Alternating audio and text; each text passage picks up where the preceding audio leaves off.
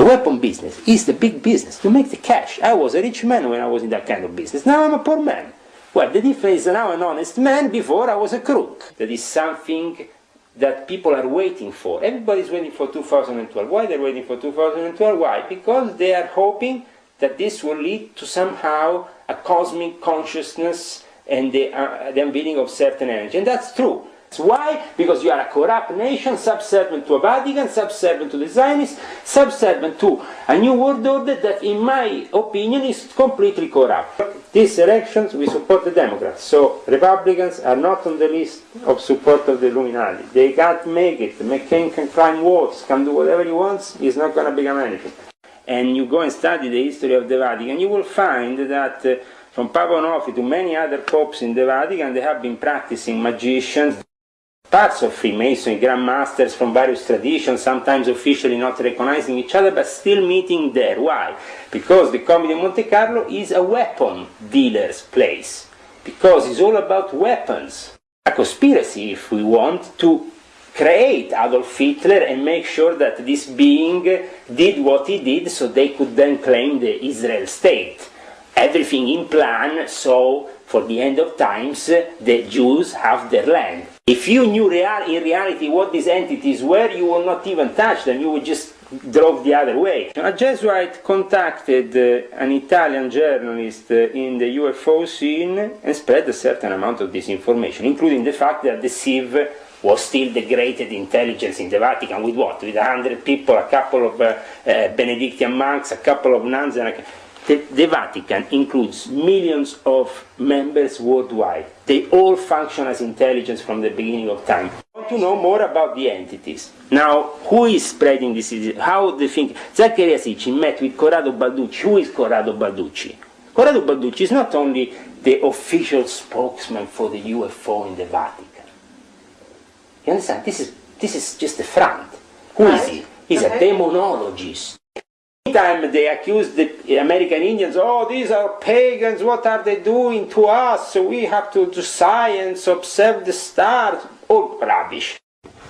If it is to create a fraternal bond of death, like the order of death in the Skull and Bones, then a human sacrifice is required. What is magic? The magic is the calculation of the arts with peculiar calculations around the symbols to evoke certain entities and have from them, if you want, certain gratifications. The Vatican Library, and we have a lot of ancient artifacts, ancient books, very rare text that could revolutionize the thought of mankind. But as I said, because we will have to go to the next stage of existence in one way or another, the Vatican wants to adapt. So how they adapt? They adapted with Corrado Balducci and the whole alien revolution coming into the Vatican, Secretum Omega and a couple of UFOs, and everybody's happy. Because it's a tendency in humankind to have the worship for these entities that can give you terrestrial power. We were talking about Anunnaki, we were talking about Nephilim, but there is these entities come from other dimensions, other places in this universe. They can cross over into this dimension if we evoke them, if we call them. Bohemian Grove is Bohemian Grove is a different kind of initiation. There they like to dress up in even more fancy clothes, usually Republicans, a lot of whores, a lot of prostitution goes on during the nights of Bohemian Grove. A fake sacrifice ceremony or a real sacrifice? That most of the people in the mind control sectors of the intelligence units, the people who are taking control of the PSYOPs operations, they are occultists. Because occultism and black magic is the most ancient form of military tool known to mankind. At the end, there will be a war, and there will be dead people on the ground. Because the moment they want to microchip me, I'm going to take out a gun and shoot at them.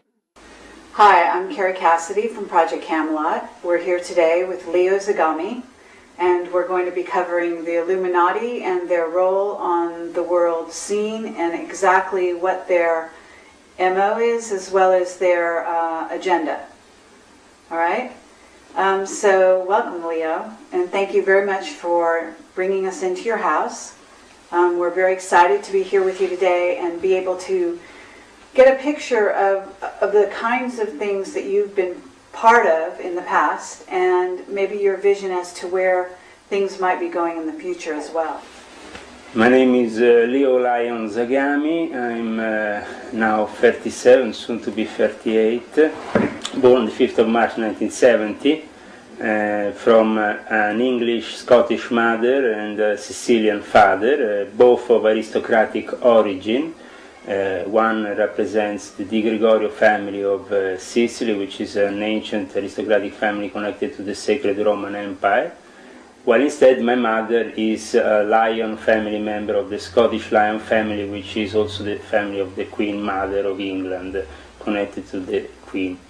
So basically I was born within an aristocratic background. For that reason it was possible for me from an early age to enter what is the world of the elite and what you know as the Illuminati, that are still existing today in various forms and different disguises and different names.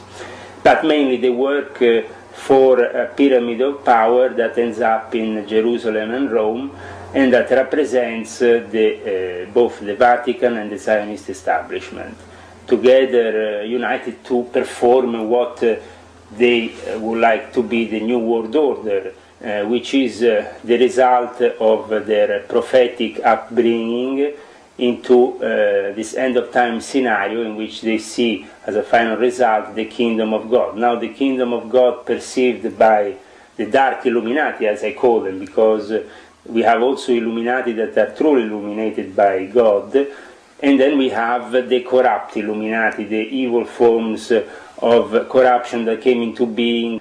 And at that point, to regain power, which they did, they unleashed a series of agents around all the secret societies of the time, and they also established and helped establish the Illuminati Order of Weishaupt, which saw within their members some very illustrious characters, like for example Napoleon, who was initiated himself by Cagliostro, Giuseppe Balsamo, when he was a young lieutenant coming from Corsica. And this changed the history of Europe, because the great influence of the Jesuits upon, for example, Napoleon made sure that there was a clear revenge against what was perceived to be the enemies of the Vatican themselves at that time, the Jesuits, a clear revenge towards their enemies inside the Vatican, and this might have been also the Knights of Malta, that in that period with Napoleon lose, for example, their island and their sovereignty on that island. Okay, can you give me a definition of the Freemasons and how the Freemasons differ from the Illuminati? The Freemasons come into being from a tradition which is both from the ancient craftsmen. They used to work within the churches, so the people who knew how to construct churches were the Masons. They transmitted this craft, and on top of that, the knowledge to build those churches was a sacred knowledge, and that knowledge was given to them by the Knights Templars, that were the ones who traveled far east and conquered the land of Jerusalem and made sure that for a long time the Vatican was in control of the Holy Land. And so there is basically an ancient tradition that forms the Freemasons, but it's a self-made sometimes tradition with a lot of legends that have been deliberately created to misguide people and manipulate them. So then we have also the birth of the high degrees of Freemasonry, which are typical to what is known as the Scottish Rite system, for example with Cavalier Ramsay, which represented the Stuart family, which was a Scottish family that wanted to get into the throne of England for a long period of time, but the Hanoverians had their best, and the Hanoverians created themselves their own form of Freemasonry. So in a way, Freemasonry was born with these two different oppositions inside, but they were oppositions just for the lower level of the pyramid, because on top everything is united. Even the enemies. You're saying the Freemasons and the Illuminati were united at the top of the pyramid, even back then? Freemasons are themselves a creation of the Rosicrucians, okay? Now, where do the Rosicrucians come from? The Rosicrucian Enlightenment comes into being in the 1620s with a guy called Jan Valentin André. He spreads these Rosicrucian manifestos that are secretly put in various places where people can see that there is a secret order, a secret college of initiated beings that existed from before. So they claimed that they were already an old order back then. But who are really the Rosicrucians? Well, the birth of the Rosicrucian coincides with the Neoplatonics of Oxford, with what happened when Giordano Bruno, this important Dominican who was also put on the stake later on by the Vatican in the year 1600, the year of the Jubileum, because he was accused of being not only an heretic, but of having used his magic and his evocation power. Giordano Bruno was a guy of great intelligence, and he went around Europe at that time trying to oppose in a certain way what the Vatican was doing, manipulating temporal power instead of spiritual power. That's why Luther came around, and that's why the various schisms that were happening at that time. Scandinavia was breaking away, the Netherlands, England broke already away. They were all breaking away from the mother church in Rome. So there was definitely a lot of problems back then. Giordano Bruno went to visit Queen Elizabeth, became friends with John Dee. John Dee, this great magician, this great alchemist. He instructed him on the secrets that only Giordano Bruno knew about certain ancient practices from Babylonia, from Sumerian times. And after that, he traveled also to the court of other characters, the French king, the Spanish king. He met all the aristocrats of the time. But what happened after was that this was the cornerstone, this Neoplatonic society with John Dee, Giordano Bruno, the inspiration of Tommaso Campanella, the inspiration of Roger Bacon before St. Francis Bacon. This is the fundaments that really lead to the birth of Freemasonry. The problem is, after we have the evil Illuminati coming into the picture. So what was the Rosicrucian tradition up until the birth of the Royal Society gets scrapped off the map for terrestrial interest. So what they are trying to do in 1717 with the formation of the first Grand Lodge of Freemasonry at the Goose and the Gridiron pub in London, it's already something corrupt, because the Illuminati, the real Illuminati that preceded them, didn't want in any way to have any kind of deal with the church. While instead Freemasonry was born itself as a deal between the Catholics, the Protestants, and other people to meet up in a common ground, which was the lodge. Okay, but isn't the basic then we have spirit behind Freemasonry and behind the Illuminati to be a search for enlightenment? I mean, we're talking, what I was saying is that, for example, until the birth of the Royal Society, Elias Ashmole probably was maybe one of the last truly genuine initiates.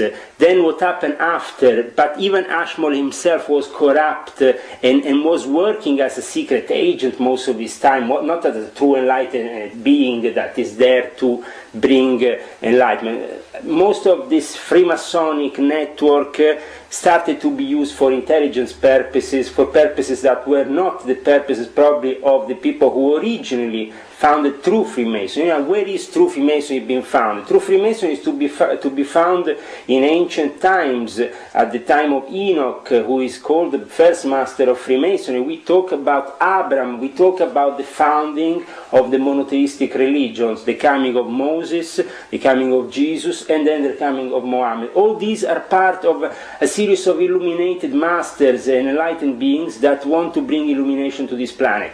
Unfortunately, all the religions and Freemasonry included in all this has been corrupted by mankind. The intentions originally of these systems might be genuine, but these days, for example, Freemasonry, what is Freemasonry? For most people, is a boring club of middle-aged people that go and smoke cigars, have a nice dinner after that, some charity to justify their evil means. They give a lot more they are evil, more they give charity in a certain way to cover up their evil, but this charity is tax deductible, so it's not really like they have no interest in doing this charity. There's always a tax deductible profit being well, made. is the root of it the Catholic Church trying to earn to basically you know, sort of turn itself into to the rulers of society and owning all the money, and is money at the root of the corruption? Is that your understanding or no?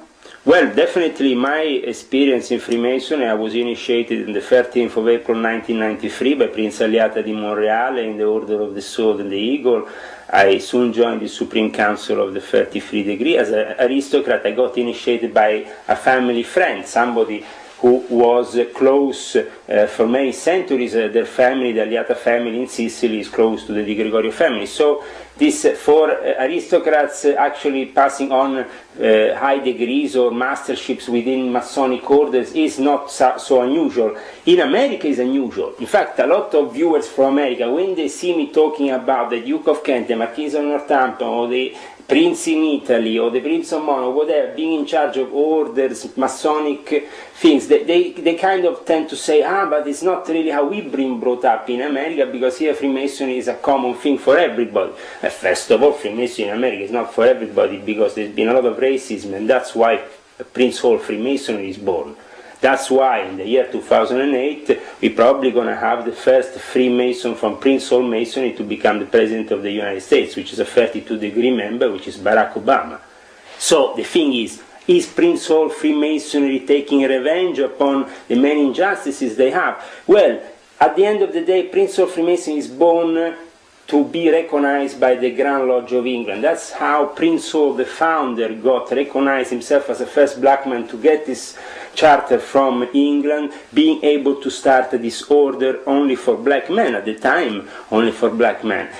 And okay, but what is the significance of that? The thing is, the Prince of Freemasonry comes into the realm then of being to be subservient. In fact, nowadays is recognized for the first time in the last, since I think 2001 or recently, a few of the Prince of Freemasonry lodges start to be recognized by England officially. Now they are officially being submitted to the power of the United Grand Lodge of England, because when you get the recognition from the United Grand Lodge of England, at that point you're just aiming to become part of that chain that is born upon an aristocratic chain, because I said the Grand Mastership is given to the Duke of Kent, the Marquis of Northampton. Who are these people? These people are in reality in charge of holy orders also for the Church, for the Anglican Church, but connected to the Catholic Church, because, for example, the Knights of Malta, when the Reformation came into act, split themselves and became Knights of St. John in England, Knights United Order in Sweden, and a network of Knights of Malta under the sovereign monarch. But the sovereign monarch himself, to wear that cross, is a copyright. You have to pay somebody. Sooner or later, that copyright will always link you to the Vatican, and every sovereign monarch in Europe has been submitted to the Vatican power, even after the Reformation, because they were very clever to say, we want to ask independence. But that was so the king could have many wives, the other guy could divorce, and anybody could do what they wanted. But the root of power is the Vatican also has a bank. And I was a Freemason belonging to the Monte Carlo Lodge, born out of the P2 Propaganda Lodge of Licio Gelli. The Monte Carlo Lodge, founded by Ezio Giunchiglia, William Rosati and Licio Gelli back in 1976, and modified during the course of time, stayed as the Committee of Monte Carlo, a representation of senior Freemasons from all various parts of Freemasonry, Grand Masters from various traditions, sometimes officially not recognizing each other, but still meeting there. Why? Because the Committee of Monte Carlo is a weapon dealer's place, because it's all about weapons. Okay, it's about the sale of... It's about economics, it's about running the world. It's about doing wars, it's about selling weapons, it's about making money. That money goes into banks, the bankers are very powerful, but also the weapon dealers are very powerful. Okay, but who's at the top of the pyramid? Who specifically? Is it the Pope or is it someone else? Or is it the black? We have to first of all divide power into temporal and spiritual power, right. Okay? But the thing is that these two things are linked, like two keys or two eagles watching one side or the other, like the 33-degree Masonic symbol. This is the oppositions watching each other, but linked still. And obviously the Pope was always linked with the Emperor. So if the Emperor today is the President of the United States, but still under the Pope, because the spiritual blessing comes from the Pope. Okay, the Pope structure then the Pope has... is a very old man. Is he really in charge or is someone else in charge? We have the Pope, then we have the Jesuits. And many people say, are the Jesuits in charge? The Jesuits are in charge for many years of the Secret Service of the Vatican. Okay, which is do also... you know these people? Yes, I have photos, if you want, with the head Jesuit of the Interreligious Dialogue Department of the Jesuits. In fact, recently I have been accused on the internet of being myself a Jesuit agent because there is pictures of me with senior Jesuits. Now, the problem is why I have pictures with the senior Jesuits, because I was involved in interreligious dialogue, and up until even recently, last May, I participated to an interreligious dialogue meeting here in Oslo, where this senior Jesuit was present, which is Thomas Michel, and for people it's strange that enemies can meet up. Well, I was critic towards him, in front of him, but we still meet up. We don't have to go around with guns and shoot each other. There has to be a level of dialogue above all, even between the enemies. And this has happened always since the beginning of time. Now, if the opposition has only to be one guy, like Alex Jones shouting with a microphone in front of a building, well, that is a very stupid opposition for me, sorry. Opposition has to be a constructive opposition. We have to propose some alternatives, discuss some possibilities. Okay, but what alternative would you suggest? I mean, what is your vision, or what would your vision be? How would it be different than the Jesuits say? Vision for the world? Different spiritual path, different occupation, different preoccupation. What would you be how would you be differing from him? Sure. Well, my intention is to reveal today, tonight, whenever you're going to see this video, a few things that might shock you. Like, for example, the revelation that in the Vatican himself we have over 40 cardinals that are Muslim and that are practicing the Jehoshaphat, which is a specific holy book that the Muslims use for specific purposes, and called the Jehoshaphat al-Kabiri. And this book is being left to the descendants of Muhammad for a specific purpose, also leading to the end of times. What is the purpose?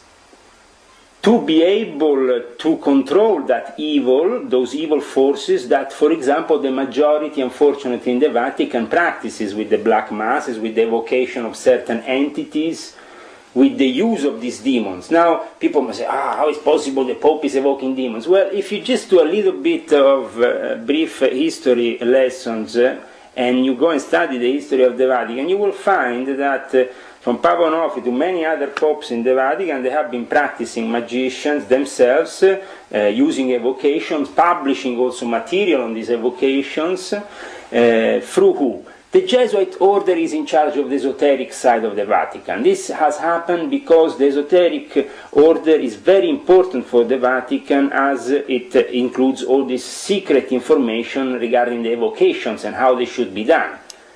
So, since the time of the Reformation, the Vatican didn't want the Protestant world to be left out of control. They said, okay, we might leave them independence, but in the meantime we have the Jesuits controlling them in any way possible, also through these links, like the secret societies, and then the Rosicrucians became corrupt and became themselves part of the Jesuit conspiracy in the 17th century. Are you familiar with the SIV? The SIV is a secret intelligence of the Vatican, supposedly, came into being during the period of the Second World War. The fact that it's still operative is a minus group of people compared to the Secret Service of the Vatican in the Knights of Malta. The Knights of Malta are the biggest secret service in the Vatican. They have diplomatic immunity, they have international sovereignty, they have a Grand Master which is totally sworn to believe that he has to be the true defender of the Pope, and inside his membership he has the head of the intelligence of the MI6, the head of the CIA, the head of an NSA. The top cosmic secret is for them no secret in the Vatican headquarters. When you are in charge of the Vatican Library, and the people in charge of the Vatican Library are the Jesuits, then you have the Knights of Malta. So basically the CIV what is? CIV was and still is, but limited compared to how it was used during the period of the Second World War, immediately after the Second World War, because after the Second World War it had to be used for the protection of those Nazis that needed to go in safe places, in the hands of the Americans, in the hands of... So, okay, why protect the Nazis? Protect the Nazis because the Nazis themselves were actually born out of a conspiracy, if we want, to create Adolf Hitler and make sure that this being did what he did so they could then claim the Israel state. Everything in plan, so for the end of times the Jews have their land, as it's figured out in the ancient prophecies. So everything has to work in that way. So the Knights of Malta, as I said, are themselves the head intelligence operatives in the military field. The Jesuits in the information and disinformation field. Now, what happened with the CIV? The CIV, as I said, in the last 50 years has not been incredibly used, but sometimes it came into action. Though the fact that members of the CIV. I have met members of the intelligence of the Vatican. Okay, including the CIV.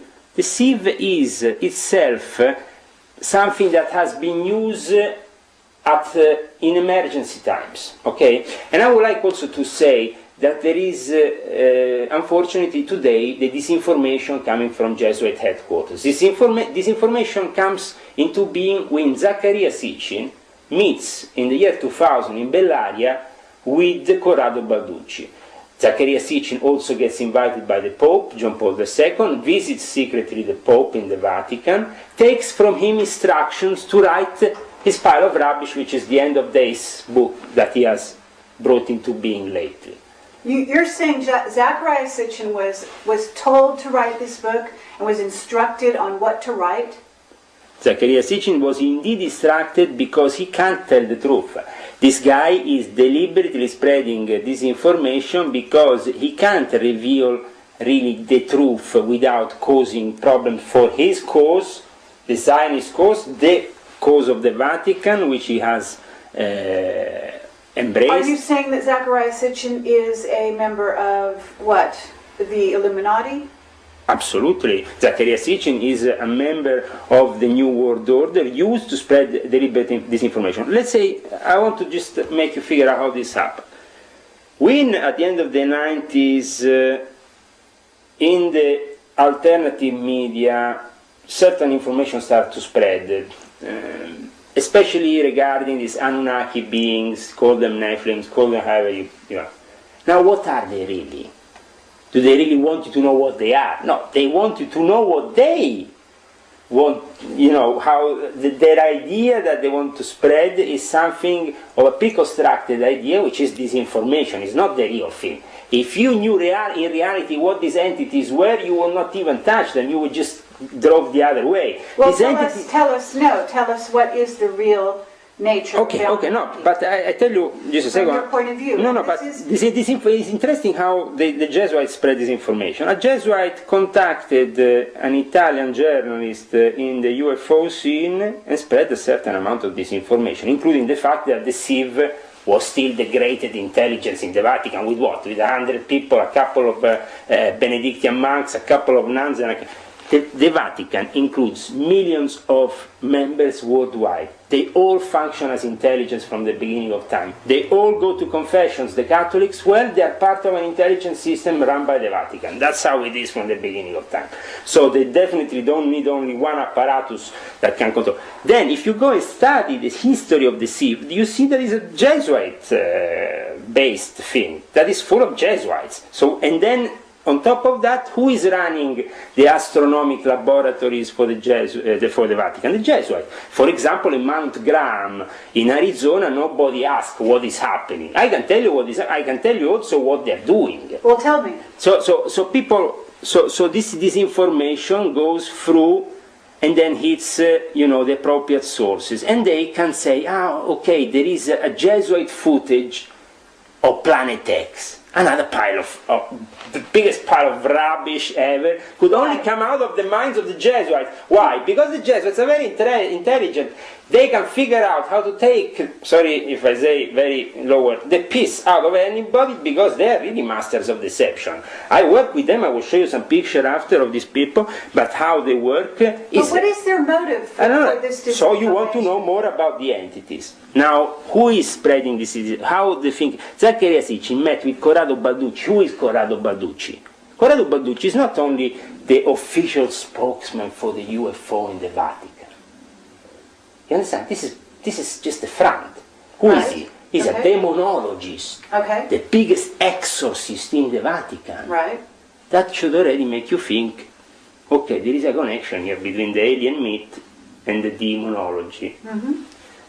Now we found also that this connection is very much alive when most of the people who have spread the disinformation regarding the alien beings have been from the time of Aleister Crowley, his followers of Hubbard or whatever. But the people that have been deliberately spreading this information. But to a certain extent, Hubbard knew the truth as well as Crowley, because they said themselves, I mean, it was Crowley who said, you call them gods, then we call them angels. In 50 years we will call them something else. He showed the image of the lamb, which was the first image resembling an alien being. This is genies. In Islam we call them genies. Genes. But by any other name, what are we talking about? We're talking about spirits. We're talking about a demon is nothing other than a spirit being, a being, you know, who is perhaps not incorporated in the material world. No, it can be, can incorporate. The thing is that there is a certain degree of misconception. Okay, let me tell you exactly what are these UFOs. UFO unidentified beings, okay, or objects that fly around. Either they are military stealth operations, which can't be disclosed, or either they are operations regarding the evocation of genies, coming from other dimensions. So, an interdimensional door is created, is opened up. Where can these interdimensional doors can be opened up? In certain spaces, certain places, certain holy ground from ancient times known to possess that's possibility. For example, a purpose. For example, in Iraq, for example. No, just go to Mount Graham and study a bit what the Jesuits are doing up there. There is a war between the American natives, Indians, and the Jesuits, since the Jesuits have tried to build this observatory. And why is that? Because the Indians have used that mountain as holy ground for thousands of years, and there is a specific entity living on top of that mountain, but on another dimension. When he wants, he can be called upon this dimension and evoked. The Jesuits, what they want to do. In the meantime, they accuse the American Indians, oh, these are pagans, what are they doing to us? So we have to do science, observe the stars. Oh, rubbish. What they're doing, they are, yes, observing the stars and the planets. Why? Because you always have to reflect above, below, whatever, you know, this rule of the Esmeralda tablets of Hermes. I don't need to go on with what is the main rule of the Freemasons, also to reflect below what is above. But it is to evoke these entities in a specific time frame, and this has to be carefully calculated. What is magic? The magic is the calculation of the arts with peculiar calculations around the symbols to evoke certain entities and have from them, if you want, certain gratifications. You can work with them. I, for example, can tell you a story which is a family story from a relative of my wife actually, who I think his uncle or his grand uncle, whatever, who started working with these entities, these genes. Why? Because he had a little how you say, a little ranch style, American style, you know, they call it ranch, how you call it, you know. A ranch? Yeah, where you have animals, where you have, where you're planting things. So he was alone. He wanted to find some workers. This guy was very clever because he knew certain secret codes within the Quran that shouldn't be used. He knew how to use them. He knew that reciting certain prayers in a continuous motion, he will evoke certain presences, and eventually he got to make a deal with them, and they were working for him at night in the fields, doing all the field work, and a lot of Americans say, wow, I would love to have that going on in my place, you know. I could have a couple of these genies coming to work for me. But that means subjecting yourself to those entities. That guy had to sell his soul. More than that, he would be enslaved by those forces for the rest of his life. In fact, he had to continuously recite his prayers and then not recite it at certain times and whatever, otherwise he will create for himself a disaster. And so, okay, well then let's talk about you, for example. And these entities also do the same thing as what Americans call abduction. I found reports in Middle Eastern villages, many Middle Eastern villages, of abductions. But how they're not going to go to an American researcher and say, I saw the UFO. You're not going to find anything. Instead, these entities have appeared, have manifest, not only have took people on inside their dimension, in their own in their own kingdom. They have basically kidnapped people, sometimes beaten them up, and then thrown them back into this dimension. And this happened many times. But obviously, for the Middle Eastern person, they call it using a different language to deal with these entities. We're definitely using. Who cares what you call them? I know, but we have to be specific here, because the moment you call them UFO, you are doing exactly what the enemy wants you to do. The moment you call them aliens, you're doing exactly what the enemy wants you to do. Let's talk about your background a little bit. No, but let's finish about Planet X, because Planet X is very important. If we don't finish... Sure, we want to go there, but I'd like to first talk about, you must have evolved, you have not sold your soul, is this correct? At a certain time I sold my soul. I hope that God will grant me that I will be forgiven for what I did, and I will be able because to... you did evocation, you must do this as, do you consider yourself a master at this point? You're 33-degree Mason. 33 degrees, an honorary title which I didn't give much importance. The 90 and 95 of the Memphis and Mizraim, which is an Illuminati rite of the Freemasons, which is itself a specific Egyptian rite, I give a bit more importance, because there is a lot more esoteric, evocational knowledge to... Sure, and you must have meditated and prepared yourself and have the ability to do certain kinds of magic yourself, right? But I was prepared for, since I was a kid, to enter a reality which was very different probably from the mainstream reality. My grandmother, English grandmother, was called Felicity Mason, well known in the scene as Aim Cumming for having written a book called The Love Habit. She was a very high degree member of the Illuminati. She gave me the first book of Aleister Crowley as a gift when I was 11 years old. It was the Book of Thoth. And from her I learned a lot of things. She had friends, incredible friends. I mean, you can go and check, even on the internet, the friends of Felicity Mason was Brian Geis and William Burroughs. William Burroughs, one of her best friends, and I met incredible people, from the Pet Shop Boys to Sting, to all the singers, the rock artists, but at the same time also the writers, very avant-garde. I met Brian Geison in person more than one time. Well, I met also when I was magic and not be an evil person, isn't that right? No, that's the thing. Unfortunately, I discovered after many years, and I have to say, this is the final result of my studies, that if you want to stay within the magic realm of respect for God and everything, I mean, magic exists. You can stay in its magic realm, but you don't have to move anything and become an active part of it, because that's dangerous. It's forbidden to do any magic in my new religion, which is Islam, what I've embraced. It's forbidden because it's too dangerous. So I will also advise people that are entering the New Age kind of scenario where you have a lot of this spiritual practice that are somehow misleading, and most of them also manipulated by the usual Jesuits, like the hexagram. Now, the whole thing brought by Gurdjieff, but go and study who is dealing now with this system and who has been behind this system now. And you will see the usual Jesuit, the fact that the Jesuits are even present in the New Age movement is not acknowledged by the New Agers, but they should wake up.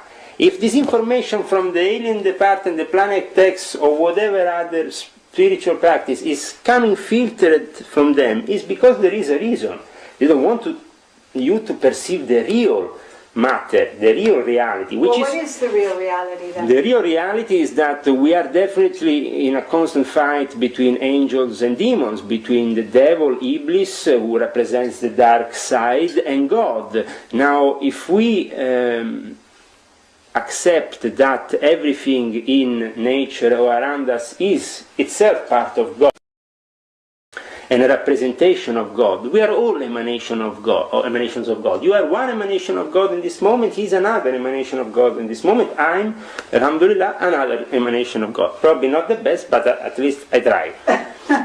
We all manifest, you see, God has 1,001 names, many different ways of being. Good and evil as well is our good and evil, absolutely, because Iblis itself, the devil, yes, but the darkest side of God created itself by God. So obviously there is no creation, neither in the dark or the white side, that is not part of God, because God is the input, the starting input to this whole universal consciousness and also universal reality in the material plane. It was by an act of grace of God that we are here today in this little minimal infinitesimal planet in a lost solar system, that we are here today talking like this. Why? But we have also our own history. We are reflections of God in many ways, and we have been granted the possibility of choosing where to go. We want to go towards God, or we want to go towards the darkness. So tell me, your moment of realization in which you departed from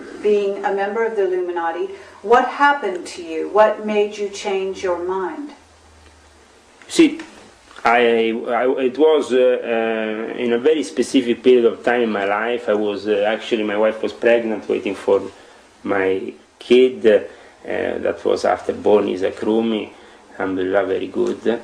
And he was born on the 7th of July 2006, and a very specific day, very symbolic also for me, because a year prior to that I was in London just a week before what happened on the 7th of July, and I have to tell you that definitely the whole of London was flooding with psyops, and they were working all kinds of manipulation to pull off what they pulled off that year, which was the terrorist attack in a tube station, an underground station, just one block away from where I used to live. I used to live in Liston Street, just down the road from Edge Road. So basically, I could have been myself there. I could have been, if I was actually just a few more days in London.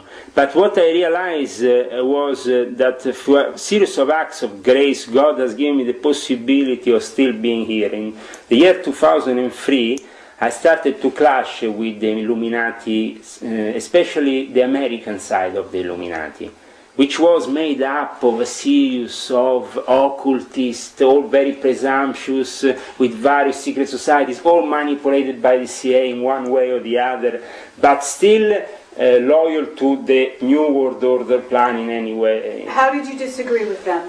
I disagree with them. Initially, I tried to find the possibility of a meeting. We wanted to celebrate the 1904 anniversary. What's that? The revelation that Alice Crowley made in 1904 was the revelation of Ivas, the messenger of Paracrato, or the messenger of basic Horus, this god from ancient Egypt. That Horus. Yes, Horus. He delivered the book that the Illuminati took somehow seriously, which was this book of the law, which is the biggest pile of rubbish in the world, but also is a very dangerous book. It's the heretic book that I would definitely, I don't see many books being so heretic, but if there is one that definitely has all the blasphemies, is the Book of the Law of Aleister Crowley. Okay, but also all the contrast, because this book says on one, a beautiful word, like love is the law, love and the will, or each man and each woman is a star. Beautiful words, incredible. But then you have, on another phrase, terrible things. The law of the strong should prevail, Mary should be torn on the cross, Muhammad should be... Sorry, peace and blessings be upon him. Sorry for what I'm saying, because really what is on this book, the Book of the Law, is everything and the contrary of everything, which represents really the Luciferian character of Aleister Crowley. And the fact that he found many adepts for what was to come in the years after him. You see, Aleister Crowley managed to plant his seeds very carefully into America, in California, with the Parsons Lodge, which Hubbard became a member then after he founded Scientology, but he managed to plant his seeds very well, also in Canada, and through these seeds, a revolution came into being. That became after the New Age revolution, because 10 years after the death of Aleister Crowley, William Burroughs and others were practicing at the Beat Hotel his rituals. And then years after that, we have the 1960s revolution, which is a whole hymn towards Aleister Crowley's work. If we want, on many sides, it's been manipulated the 60s, and I must say, very sadly, we have to understand that this manipulation went, especially for the people who were more innocent, who became victims of these gurus coming from India, that were deliberately spread into the West with fake and false, showing a little bit of their techniques that obviously the Western man, because the Western man is now so distant from the spiritual reality and the possibility that the spiritual also becomes the material, so these two realities are connected. That's why before you ask me who is more powerful, the Pope or the presidents, well, the thing is, does the president die, the president of the US, or not? Yes, he dies. One day he will die. He can't be immortal, okay? So he has to meet death. Well, for him to meet death without the approval of the Pope is to be basically scrapped off the map, because they themselves are relying on those blessings and that network to bring their power to their successors, to the people after them, and to the people after and after. So you're saying one hand of this washes the other, but to get back to your own realization and your own change. Yes, it was as you went against mainly the Illuminati. Yeah, at the beginning, as I said, at the beginning. How did you differ? At the beginning, what happened was this. I wanted to see if it was possible to give a stop to certain practices of evocation of certain demons that were really dangerous for mankind.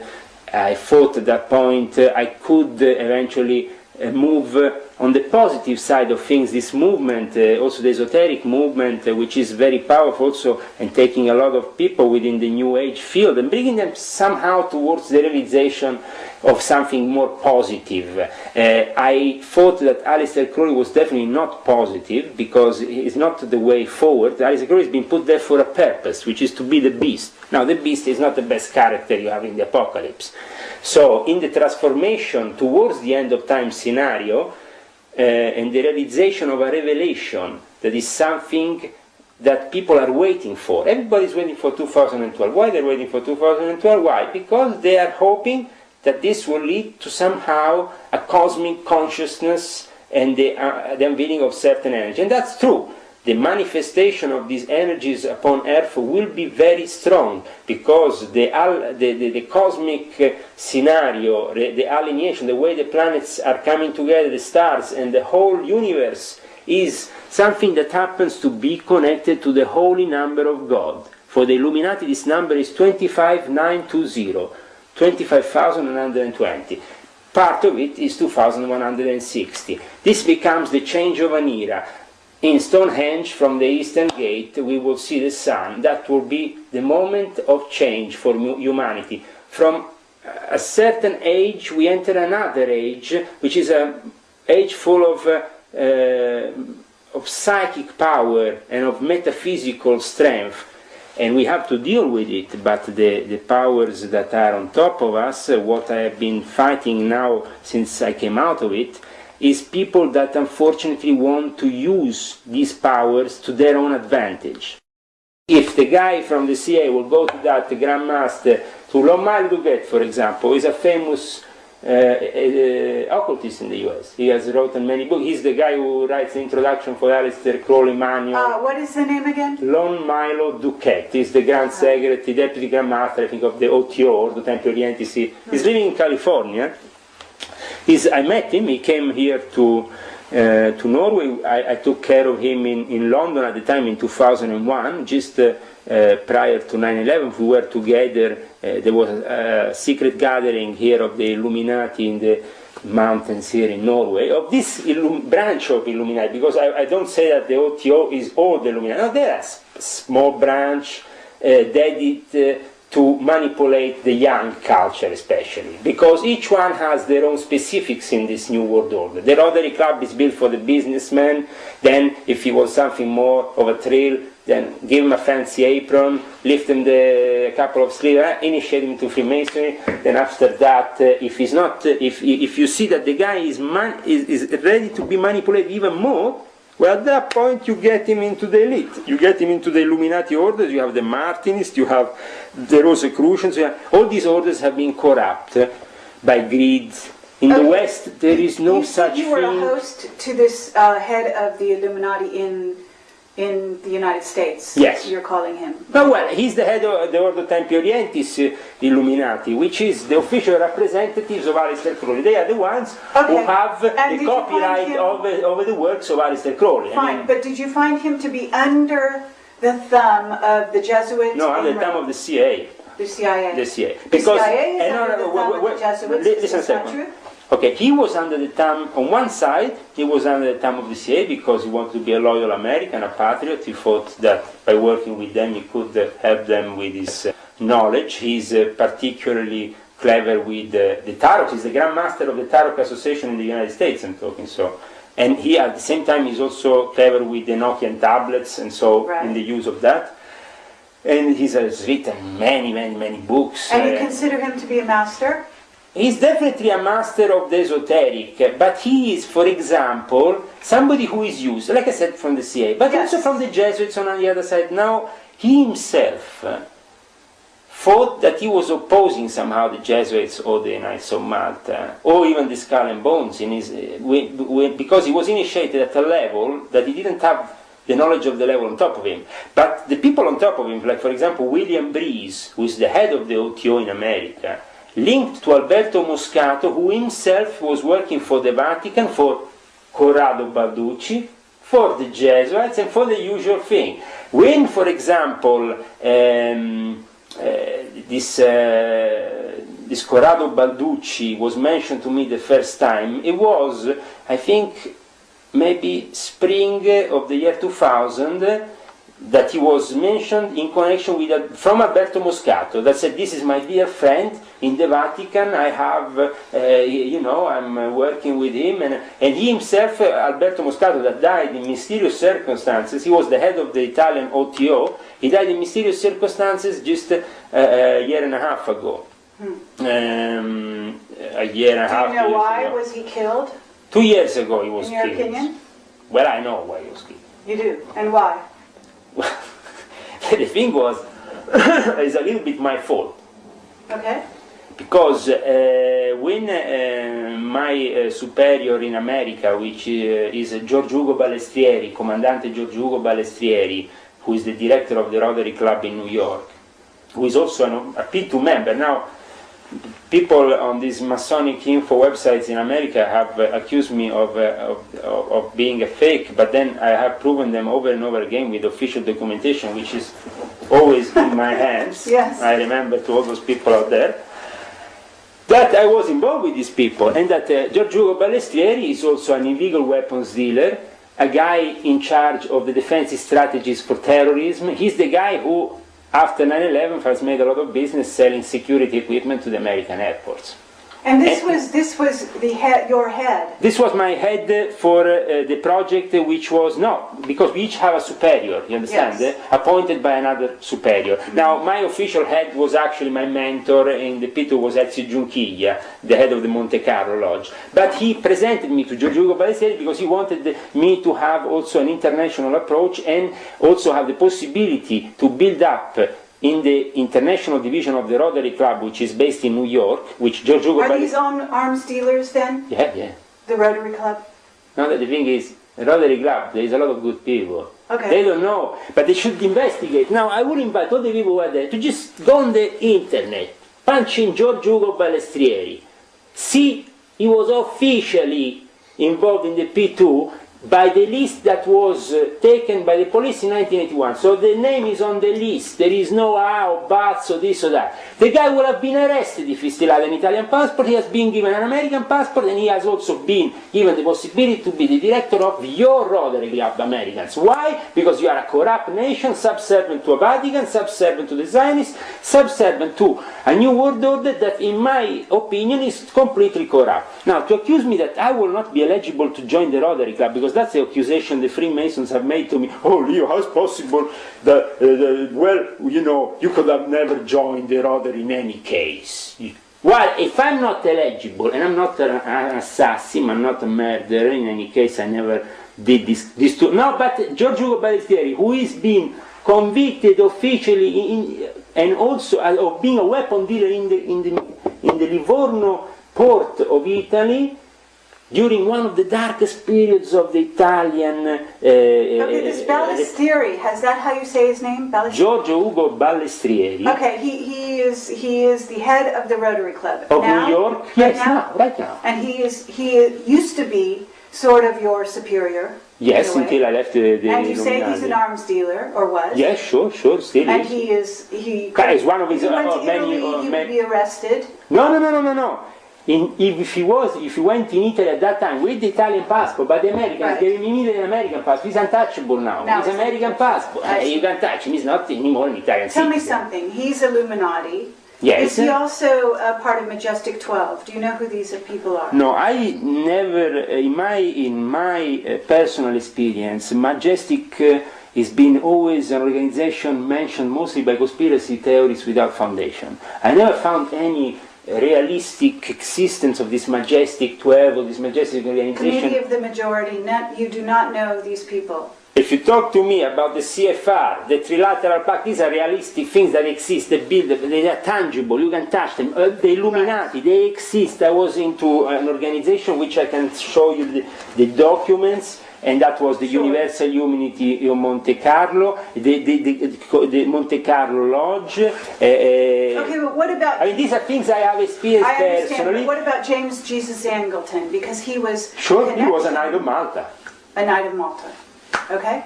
So, Okay, fine. now, we want to say where the Knights of Malta meet up, because now, recently, people have asked me, do they really meet up in Via Condotti for their decisions, or this is another place? Well, I said to Knight of Malta, who emailed me recently, a few things about his own order, and he was shocked. And at the end he said, oh, I didn't know you knew so much, and I have to apologize for my first approach. This guy would call Brian Watley from the Knights of Malta in Ireland. And when I told to him that the real meeting place of the Grand Magistracy is on the Aventine Hill, and in fact that's where they had the funeral and the last, and where they showed the body of their Grand Master just a couple of days ago, guys, because the Grand Master of the Knights of Malta, Andrew Berti, died last week. It's something that is happening in the Vatican in the last year or so. First of all, we had the changing of Cardinal Ruini with Cardinal Bagnasco, with now Cardinal Bagnasco, that was basically Bishop Bagnasco before, for the conference, Episcopal Conference in Italy. Then in January we had the elections of the new Jesuit Superior General, which is Adolf Nicolas, so somebody who is now completely different from Hans Kovenbach as a character. He's coming from a different experience, though obviously the aims of the order is always the same. I know that Adolf Nicolas has been also close to Thomas Michel, which because they both come from Asia. One was in charge of the province in Japan, the other one in Indonesia, and so they were close friends in their work. So what I heard last year before the elections was that definitely the father Hans Kovenbach was too old for carrying on his job properly, so somebody knew how to be called in.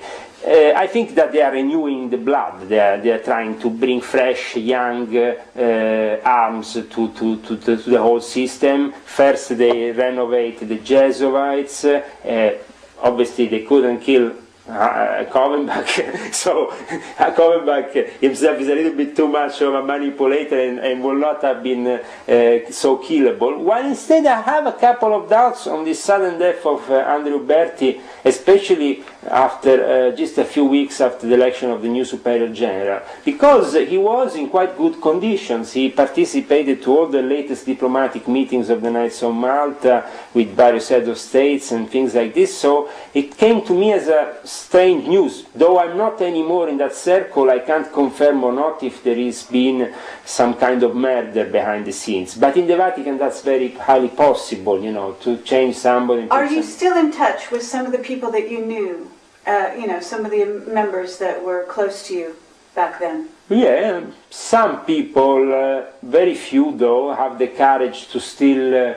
I have actually even a Masonic obedience in Italy, which is called Grande Oriente Italiano di Piazza del Gesù, which is not connected in any way with what I was doing prior. They invited me to participate to a lodge meeting on the 10th of January in Rome. So I basically, for the first time after 2 years, participated to a Masonic lodge meeting in a lodge that invited an anti-Mason, or at least somebody who is perceived as such by the majority of Masons. But for people, why they did that? Because their own obedience is not corrupt. It's not fearing. They had contacts with the Jesuits, with Padre Caprile in the 70s, their Grand Master prior to that. They always been, this is a Scottish Rite system, so they have a tradition which is obviously of quite linked to the Vatican in some way, especially because they are Grande Oriente Italiano di Piazza del Gesù, which was specifically linked with the Vatican.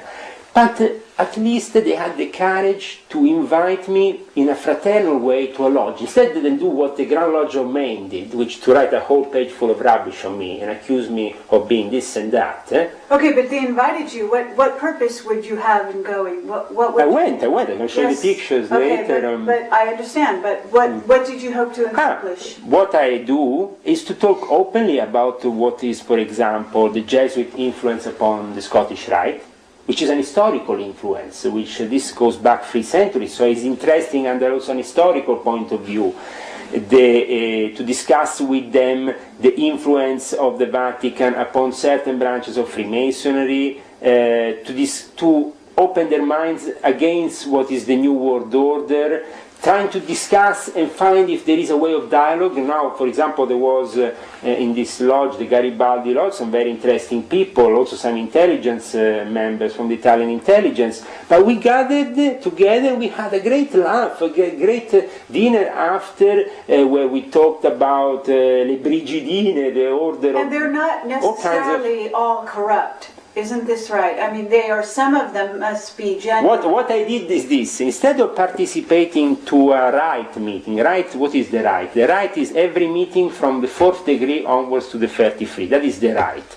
Then you have the Order, which is the first 3 degree. In reality, a Freemason can't be more than a Master Mason. The higher degree is the 3rd. And for me, keeping it simple and down to those 3 degrees, actually it's still possible for me to go in a lodge and not practice anything that I can recall as satanic. Okay, you have the death and rebirth myth of Hiram Abiff, but that is like Osiris, is a kind of death rebirth myth that goes on from ancient times. So the Mason is made to believe is Hiram Abiff, is killed, is then resurrected by the Masons there, is given the various grips, the various signs to recognize himself with other Masons worldwide. But when you enter then the Rite, for me the Scottish Rite is corrupt. I say that. Why? Because part of the degrees have been created by the Jesuits. The York Rite is corrupt. Why? Because part of the degrees have been created by the Zionists, other parts of the degrees have been created by corrupt people close to the Catholic, but also close to the Anglican Church for various reasons. And so at the end, universal Freemason is not really universal.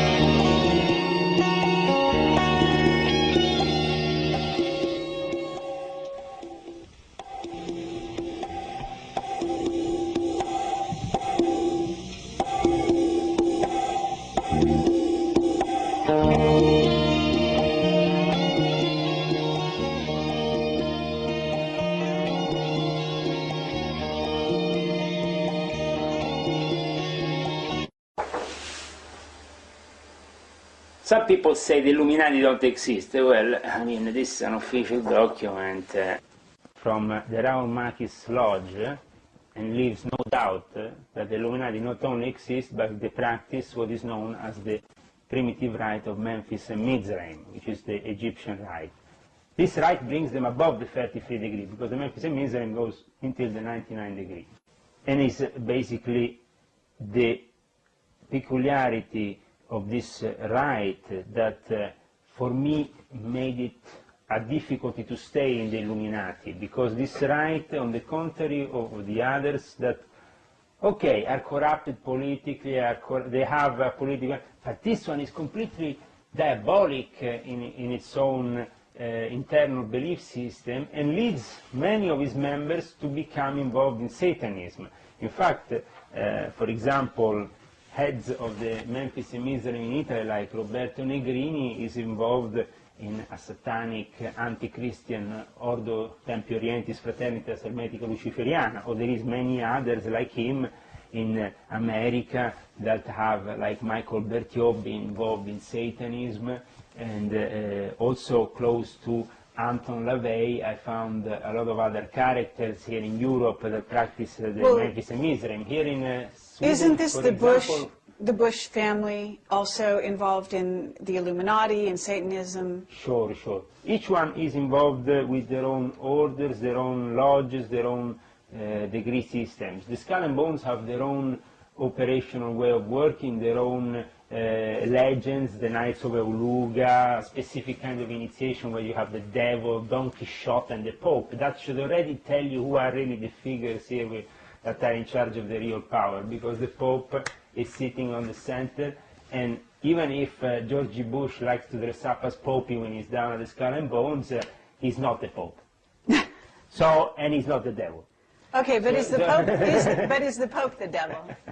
No, yeah, these are different characters that actually are enacted during the initiation of the Skull and Bones. Right, and also at Bohemian Grove as well. Bohemian Grove is a different kind of initiation. There they like to dress up in even more fancy clothes, usually Republicans, a lot of whores.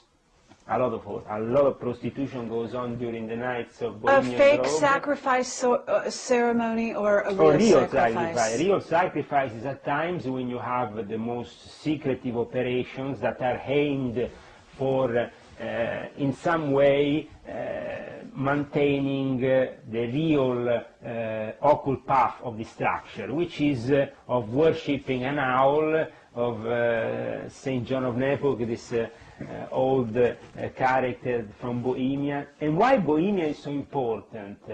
Well, Bohemian, because then you have also from Bohemia, you have Jacob Boehme, who was himself one of the most illustrious Rosicrucians of all time. Right, but the point of it is worldly success, is it not? Worldly success? I mean, in terms of Bohemian Grove, what is their purpose? The point for all these clubs is different. And it's created by the people who actually have created them, and then the people on top who manipulate them for their own purpose, whatever is the purpose. For example, is to blackmail people, their practices might be very twisted. If it is to create a fraternal bond of death, like the order of death in the Skull and Bones, then a human sacrifice is required to melt that bond together so those people feel connected by a secret that is impossible and to who reveal. and who becomes sacrificed in this situation? Is it a child? Now, what happens in the Illuminati by their own instructions is an ancient practice that was also done by the rabbis, in the most orthodox rabbis in since ancient times in Israel. And this is to create a fetus and sacrifices amongst the members of the congregation and eat this fetus. Really? So this is really what also Crowley described in the higher degrees of his Ordo Templi Orientis, and what is practiced, as I said, comes from an old, also Jewish practice, but where did they take this kind of practice? These practices are born from ancient times, from their captivity in Babylonia to their permanence in Egypt. Egypt is the example of what the Illuminati are. Now, I will show you also later a picture of how the lodge is here in Oslo. We went there. You went? Yes. Okay, but inside. I have a picture No, of we the had, temple okay, inside. very good. Yes, we were not allowed inside. What I can tell you about the temple inside is they are called a Christian Masonic order, okay? There are only Christians in. Many Freemasons around the world are actually horrified by the fact that here in Scandinavia Freemasonry can be so racistic, that can't include the Jews, the Hindu, the Muslims, because of their own Christian order of Knights Templars, because that's what they claim to be. You saw their cross in the symbol this, when you went to their headquarters, well, with the lion and, yes. And a red cross. And But you're saying this is inside, an emphasis. The emphasis outside is on Christianity. But if you go inside their temple, on top you will notice this symbol. Sure. That is nothing of Christian origin. You will notice that the temple inside, what is the Swedish rite, one of the most esoteric and most occult rites of Freemasonry, which is practiced here in Norway, is practiced in the whole of Scandinavia.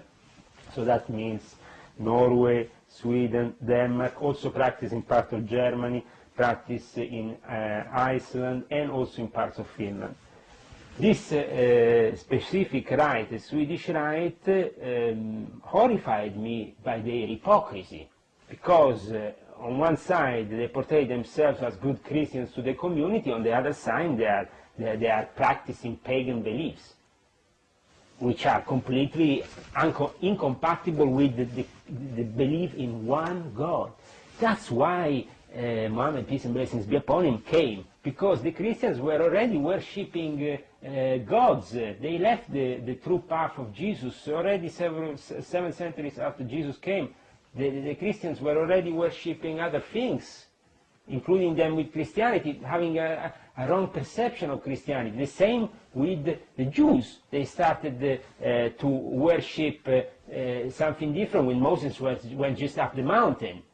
But why? Because it's a tendency in humankind to have the worship for these entities that can give you terrestrial power. We were talking about Anunnaki, we were talking about Nephilim, but there is these entities come from other dimensions, other places in this universe. They can cross over into this dimension if we evoke them, if we call them. And also the weak, the ill, the sick of mind, as described by Eliphas Levi in the book of Transcendental Magic, they can become easily possessed by these demons and become their zombies in a way. That's why also we have the zombie character, which is created in voodoo. They give him a very strong poison that completely burns the brain of the character and makes him possessed by this entity.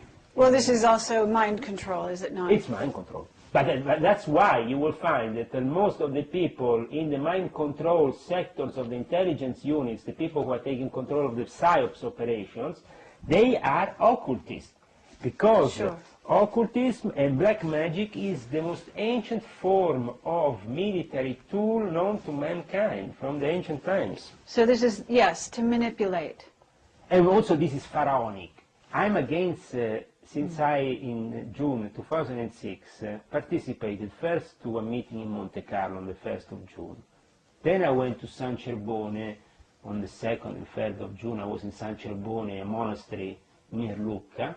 And then after that, I left and went to Livorno, and at the Academy of the Military Academy of Livorno, I had a very illuminating meeting with Giorgio Ugo Ballestrieri at the Military Academy, because he's a military, he's part of the naval of the military. I was with him for a whole day. After a long time that we knew each other, I really understood what these people were up to. It was illuminating for me to understand that they were totally taking advantage of me, and at this time they wanted me to infiltrate the organization of my wife. My wife is part of a Muslim organization that was co-founded by his father, and they know that this organization is a very big organization, very powerful. It counts millions of adepts, and for that reason they wanted me, and also it's a moderate Muslim school, the connection for them was too strong and too tempting. They wanted to use me in order to infiltrate this Muslim organization that is especially powerful in Turkey.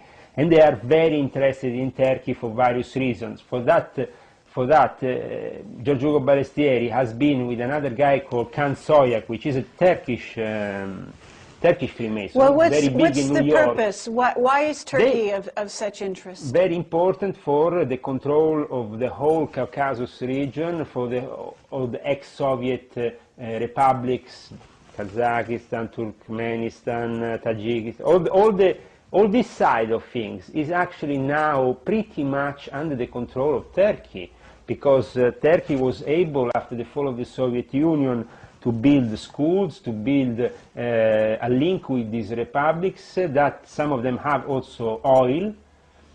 And for that reason it's very important that you have the control of a very rich area, and very tactical, very important for the Americans, for the New World Order to be in control. For that reason, in 2000, it was, I think, April 2000, and I don't know if it was 2005, 2006, when they came together with a special group of Illuminati meeting in Ankara, in Turkey, under the Rotary Club. So this meeting is recorded, you can go and check it out, with Commandante Giorgio Ugo Balestieri did an invocation to the one God and whatever. He was covering up everything with a nice veil of, we are doing it for peace between religions, but in reality what? The guy is selling weapons, the guy is making money, the guy is interested in northern Iraq, the guy is interested in, because also there is northern Iraq, you have Turkey there. You have a lot of interest, and Giorgio Ugo Balestieri has been personally involved in dealing with northern Iraq and making business in northern Iraq with cancer. But the Vatican must also be interested in oil if they're interested in weapons. Oil is fundamental. It's oil, weapons, and that's it. And then you have the banks. So oil and weapons are fundamental. I didn't mention the oil until now because I thought that was so obvious, right? Obvious. But the whole fact that they went to Iraq is just to take them their oil, and in Afghanistan to have control over. Okay, but what about free energy? Heroin. What about free energy? Because are you aware of free energy? Do you know what it is? Sure. And the Vatican is basically keeping hold of this scientific knowledge so that it doesn't get dispersed, so that people don't get but let me tell you why. The thing is that this problem started, as I said, with Giordano Bruno nearly 400 years, more than 400 years ago, and that problem was that certain physical, but also metaphysical knowledge, scientific knowledge that could revolutionize humankind, could not be manifested on humankind without creating also a change in their belief system. Right. So the Catholic Church would no longer be in power. The Illuminati would not be necessary, right? If you don't depend on them economically, you're not materially, you're not tied to them spiritually either, right? The fact that they have control over certain things and that you are consuming those things is essential for this materialistic society that we have in place. This materialistic society is a reflection of the end of time scenario of the Kali Yuga, the last part of the Kali Yuga. Kali Yuga, this specific time frame described in the Hindu mythology, is a very dark period in which there is very little light, very few masters to be seen on the horizon. René Guénon himself, a very great initiate of Freemasonry, of the Illuminati, abandoned everything and became a sheikh and went to Cairo and became Muslim, alhamdulillah. Why? Because there was a reason. He had to save himself for what he had been involved. In fact, I invite everybody to read René Guénon, because even if he's a great traditionalist in a way, he was Catholic, but then he transformed himself for a reason. He saw what they were doing in the occult. He saw the corruption in the church and in all these groups that were surrounding the church. And for example, today, we have Gnostic churches that claim to have some apostolic succession going back to the time of Christ. They are all under the control of the Vatican. All under even the Gnostics.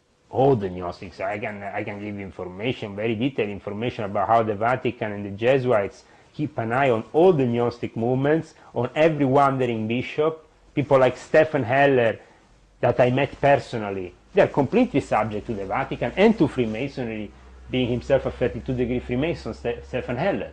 And he represents one of the biggest Gnostic traditions these days in the United States.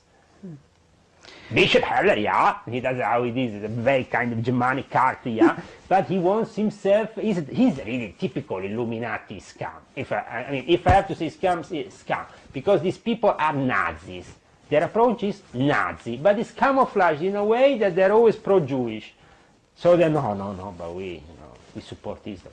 They can't be. But they are in reality Nazi, and Israel itself is acting as a Nazi because of them, you know.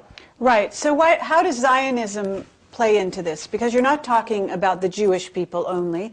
You're talking about Zionism as a religion, right? I don't have anything against the Jewish people, because myself I have close relatives, even Jews. I don't have problem with the Jewish people. The Jewish people are actually chosen by God for a specific purpose. That's not the ultimate. So how does Zionism play into the whole Illuminati story? The religion of Abraham got corrupted during the course of time. Certain families got corrupted. And they also mingled with the Vatican for 2,000 years in Rome. They have been the most ancient Jewish community in Rome. In this picture, we're talking about the Jews, their great influence, their great power, and they really have great power. Even in the oligarch movement in Russia, they're very powerful. In this picture, we have here Senator Sergei Gurdjieff, famous Russian billionaire, senator, close friend of Vladimir Putin, and one of also my close friends for a time, because he was the representative of the Illuminati, of the Gruppo Diur in Moscow, and one of the senior intelligence operatives at all levels regarding the research of the Holy Grail and all that matters for the Russian government. He gave me a gift, which after I would like to show you, which is a mask brought from Tibet. Illuminati gift, because Illuminati likes to give this kind of gift. Ancient artifacts, this kind of stuff. And this peculiar artifact was very interesting because it was given by the 13th Dalai Lama as a gift to Nikolai II, the Tsar of Russia, because their intentions was to subject Nikolai II to the Illuminati control of Tibet. because the Tibetans, the Tibetan monks, are the Illuminati of the East, and they are seen as the Illuminati of the East. This mask was given to me as a gift by Senator Sergei Gordiev, which I showed you before in the picture earlier on. Yes. Senator of the Russian Federation and famous Russian billionaire. Right. And kind of Indiana Jones of the situation. He likes to go and find this kind of thing. But actually this was given, if I don't get it wrong, to his uncle, who was at the time mediating for the conversion of Nikolai II to the 13th Dalai Lama. Unfortunately, that didn't happen. We all know how things went then in Russia. But we managed to preserve this famous artifact, and to bring it out of Russia in 2002 was quite an adventure, I tell you. It's very powerful. It's very powerful. One motivation, I asked Sergei, why are you giving me such a gift? I mean, it's a quite incredible gift of historical value. Obviously for him, maybe, but it was very important. I think that the Russians really want to get rid of it. Because apparently it has, is connected to a very powerful entity, that it transports it with it, and it has the power of emanate it. And the Russians basically want to get it out of the borders. I see. So did you purge it, you know? So, well, I myself obviously have to be very careful with it and with the use of it, but definitely it's under my close surveillance, and I have it, so that's it, you know, I'm going to keep it.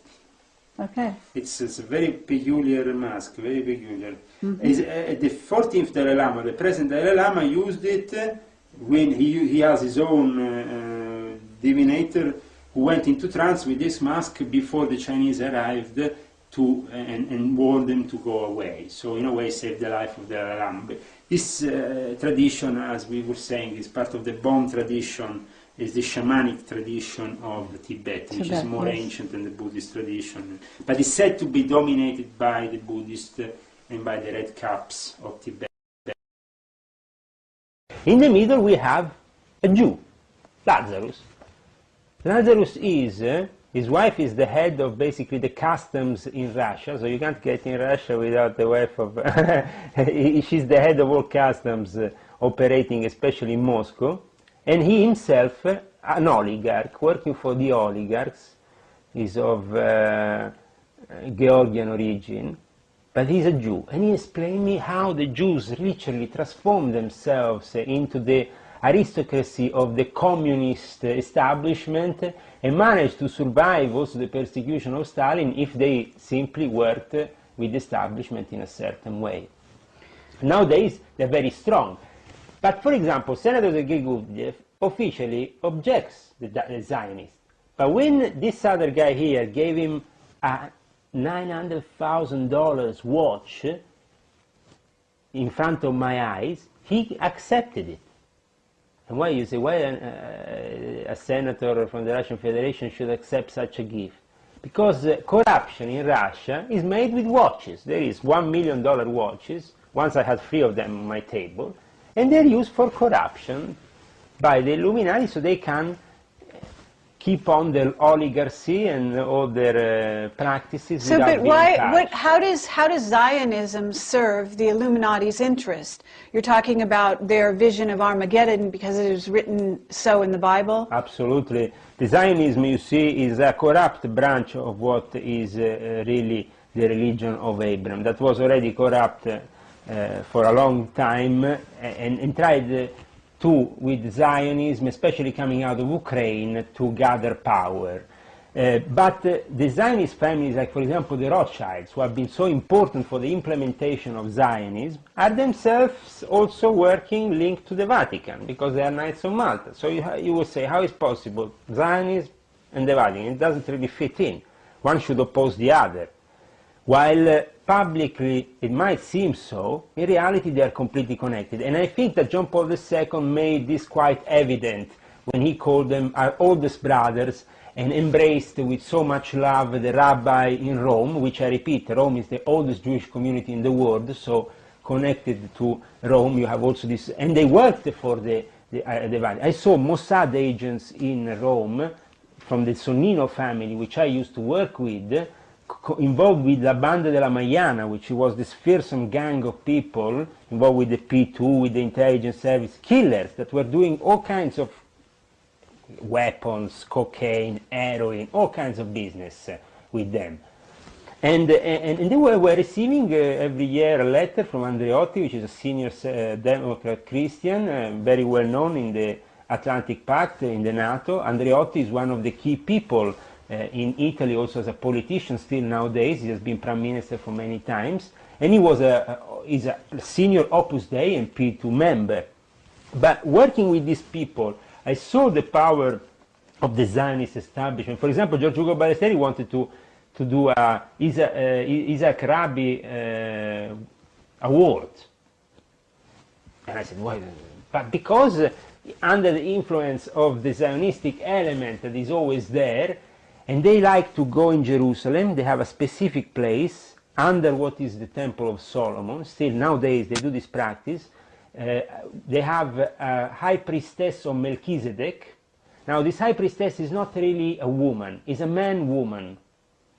Is a priest. There used to be a man and a priest and a monk, I think, working for the Vatican. He's one of the biggest experts of the Bible. He's now called Michela Mercenaro. He had a sex change, approved by the Vatican. Now she's working in some kind of university officially. In reality, she's working also for the police in their investigations in the occult and occult murders, but she's the high priestess of Melchizedek of the Order of Zion, and celebrates these occult rituals in Jerusalem with the elite there, and her function is to be androgyne, because half man, half woman. Mm-hmm. She can have this Zionist element is working. At times it has been opposing the Vatican, but at the end has decided, especially after the Second World War, to merge, and it couldn't be otherwise, because after the Second World War the Vatican became an American club. Also the Freemasons didn't exist inside the Vatican as lodges, but after the Second World War they were granted 4 lodges, a whole Grand Lodge set up in the Vatican with their own different lodges, with an official charter coming from America, you know. Okay. So the thing is, there was obviously an embracing also from the Vatican of what they have always embraced, which has been to be themselves head of these aristocratic families, themselves also involved with the Zionist families. Why? Because they were the bankers, so they had to be somebody who had to sponsor other people. There was a bank, and the bank is a very important thing for the Vatican. In fact, the IOR, la finanza dello IOR, the finances of the IOR, are fundamental for the Vatican. And we go back to the disinformation of before, Segretum Omega. Why it's so important that people have to realize that the Vatican is hiding something, but what is actually the Vatican hiding? The Vatican is hiding books and important rituals of evocation. What about the third secret of Fatima? Is the Vatican hiding this or no? The thing is this: the Vatican constructs miracles for their own purpose, to establish a place where people go, spend money on hideous things like little cross, make cash, a couple of holy waters, then so you have Lourdes, Fatima, then you have Padre Pio now. So in other words, it's just a show to make money. There is no secret? No, there's no real secret? No, there is secret that at times these people have been in contact with entities, okay? Or they have opened an interdimensional door with an entity that has come through and has revealed them certain secrets. For them, certain things, certain prophecies are very important, because at times, and that's why the Jesuits are in Mount Graham also with their astronomical observatory, they have to calculate exactly, because they want to avoid sometimes that the prophecy comes against them in any way. If the prophecy becomes enemy of their own project, then at that point that prophecy has to be scrapped off the map. The people that the prophecy can't come into being. Why? Because they are there making sure that that kid, if it's born that day, dies. Why? Because that kid will be an enemy of their order. and it's already for them, so there has been... Who is the Black Pope? Black Pope is the general of the Jesuits. As I said, his power is very strong because the sieve, as we mentioned before, is just a small creation of what is the Jesuit intelligence apparatus, which is very important. Okay, but who is he specifically? What's his name?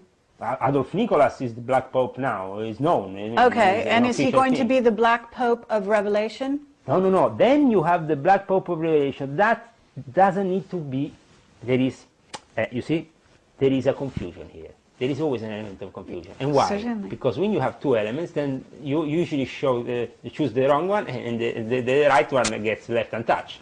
So everybody is focusing, the Black Pope of Revelation is the Black Pope of the Jesuits. Me personally, which I know the Jesuits very well, as I have demonstrated, and as I know the Freemason very well, and the whole apparatus, I can tell you that the Black Pope is not the general, I mean, it is the general of the Jesuits, and it's very important, but he's not the one of Revelation, because the one of Revelation is black. He's from Nigeria. He's already a cardinal. He's already been put in the post that used to be of Ratzinger. He's already there, ready to become the next pope. And his name is? I used to remember his name, but I'm sorry, it's African name sometimes. So, but it's very easy to find. I mean, what is his role in 2012? Is this the year of Revelation, 2012? The important thing is that they reflect the prophecies, they make them happen for their own advantage. Now the Jesuits, with their own Black Pope, which is obviously the figure of the Jesuit general, which is very important, I never underestimate that figure because it's a very important one, as sometimes powerful as the Pope, because they have been so important as an order, and because they have the esoteric knowledge, and they have the knowledge and access to those interdimensional doors. That's why, I mean, it's very natural. How comes a Jesuit is in an astronomical observatory in Mount Graham in Arizona, or is in the library in the Vatican? What is taking, if you can't check a book in the secret archive of the Vatican because they are there protecting it. At the same time, they are in charge of an observatory. This should make it very clear that when they deliberately spread through this guy Barbado, this information regarding the Secretum Omega and Planet X, we should at least question it, because Okay, what is the purpose though? Barbado, we have just interviewed a journalist who has worked with Barbado in getting his information out. Okay, Lucas Scantamburlo, and basically this is a very open, innocent, genuine, honest guy. But the Jesuits take advantage of a fool like him in 2 minutes. You have to be a little bit awake about this. Okay, is this true of Barbado as well? Because Barbado is now out of a job. He cannot get work. Okay. All because of this. Barbado, by his own assertions, okay, he says, in the year 2000, or 2001 actually to be more precise, came into contact with a Jesuit. Right. I mean, if I come into contact with a Jesuit, actually I make a picture, a photo, I put it on the wall, I met a Jesuit, friends, that's it, check it out, because whatever comes out of... Supposedly he came forward from SIV, he was not supposed to be communicating. First of all... It's secret, supposedly. No? There is no, he called it scheggia impazzita, so a rebel of the system within the sieve in the Vatican. Right. It doesn't exist, such a thing. Forget it. But you're a rebel. No, I'm out. I'm not in. But you were a rebel you were inside at some point when Barbado says, I went to the office in Rome where he was accredited and where I saw that he was a legitimate source. Right. That's it. That's it. You think if with my revelations now, yes, I can still go in an office so high up or be in that office? I'm doing my revelations and it's very clear for everyone. Actually, it's clear also for the Jesuits. In fact, the thing is, they arrested me 3 times in Norway. They tortured me, injected me, beaten me up, put in prison cell. They did all kinds of things. How did you get out? Thanks God, I got out because the first 2 times I repented towards the Illuminati system and who was my superiors, and I said, okay, sorry, I'm gonna not go further. But here you are, you're not... No, wait. Then the third time was when I literally came out of the system, or came out of the group, was after June 2006, I told you, prior, because of the involvement that they wanted me to have with my wife's organization. I said, okay, no, I started to accuse them of being themselves a fraud, that their interreligious gatherings, because here we are talking, in my documentation that I will show you, about interreligious gatherings that were organized in monasteries around Italy for the specific purpose of trying to bring closer Islam or the Illuminati with the concept of Islam, and be able to have also what happened many centuries ago, a meeting between knighthoods of the East and the West. So basically between the Islamic chivalric orders and the Christian. Is this bad? No, this was great. This was all great. Right. But the problem was that there was people like George Hugo Balestrieri in it, that they were only involved because they want to make a buck by selling a few weapons and other technology. I didn't know that I was covering up for certain crooks. The moment I realized that this was only crookery done upon me, that I was the victim of these people, right. That, for example, but here, you say you were tortured. Watch. Please tell me, Here, how did you get away? Here, you have it's written here. Okay, Bill. For example, on the left side, you have a documentation of a meeting held in Bologna, Villa Leona. Okay, now Villa Leona is the headquarters of the Opus Dei in Bologna, and this was a meeting with the Illuminati. Roberto Negrini, you can see his name very clearly, which is also officially an anti-Christian, a Satanist, but in the Opus Dei headquarters, you know, like Holy Water and Devil, all together in one group. You see the symbols of the universal unity of the Monte Carlo Lodge here, and you see clearly the reference, and also the name of Carlo Maria Baserga, which is the head there of the Opus Dei, and being involved in the business that the Opus Dei did in the port of Genova. Also, recently, as recently as last June, this came up in an investigation of the police in Italy.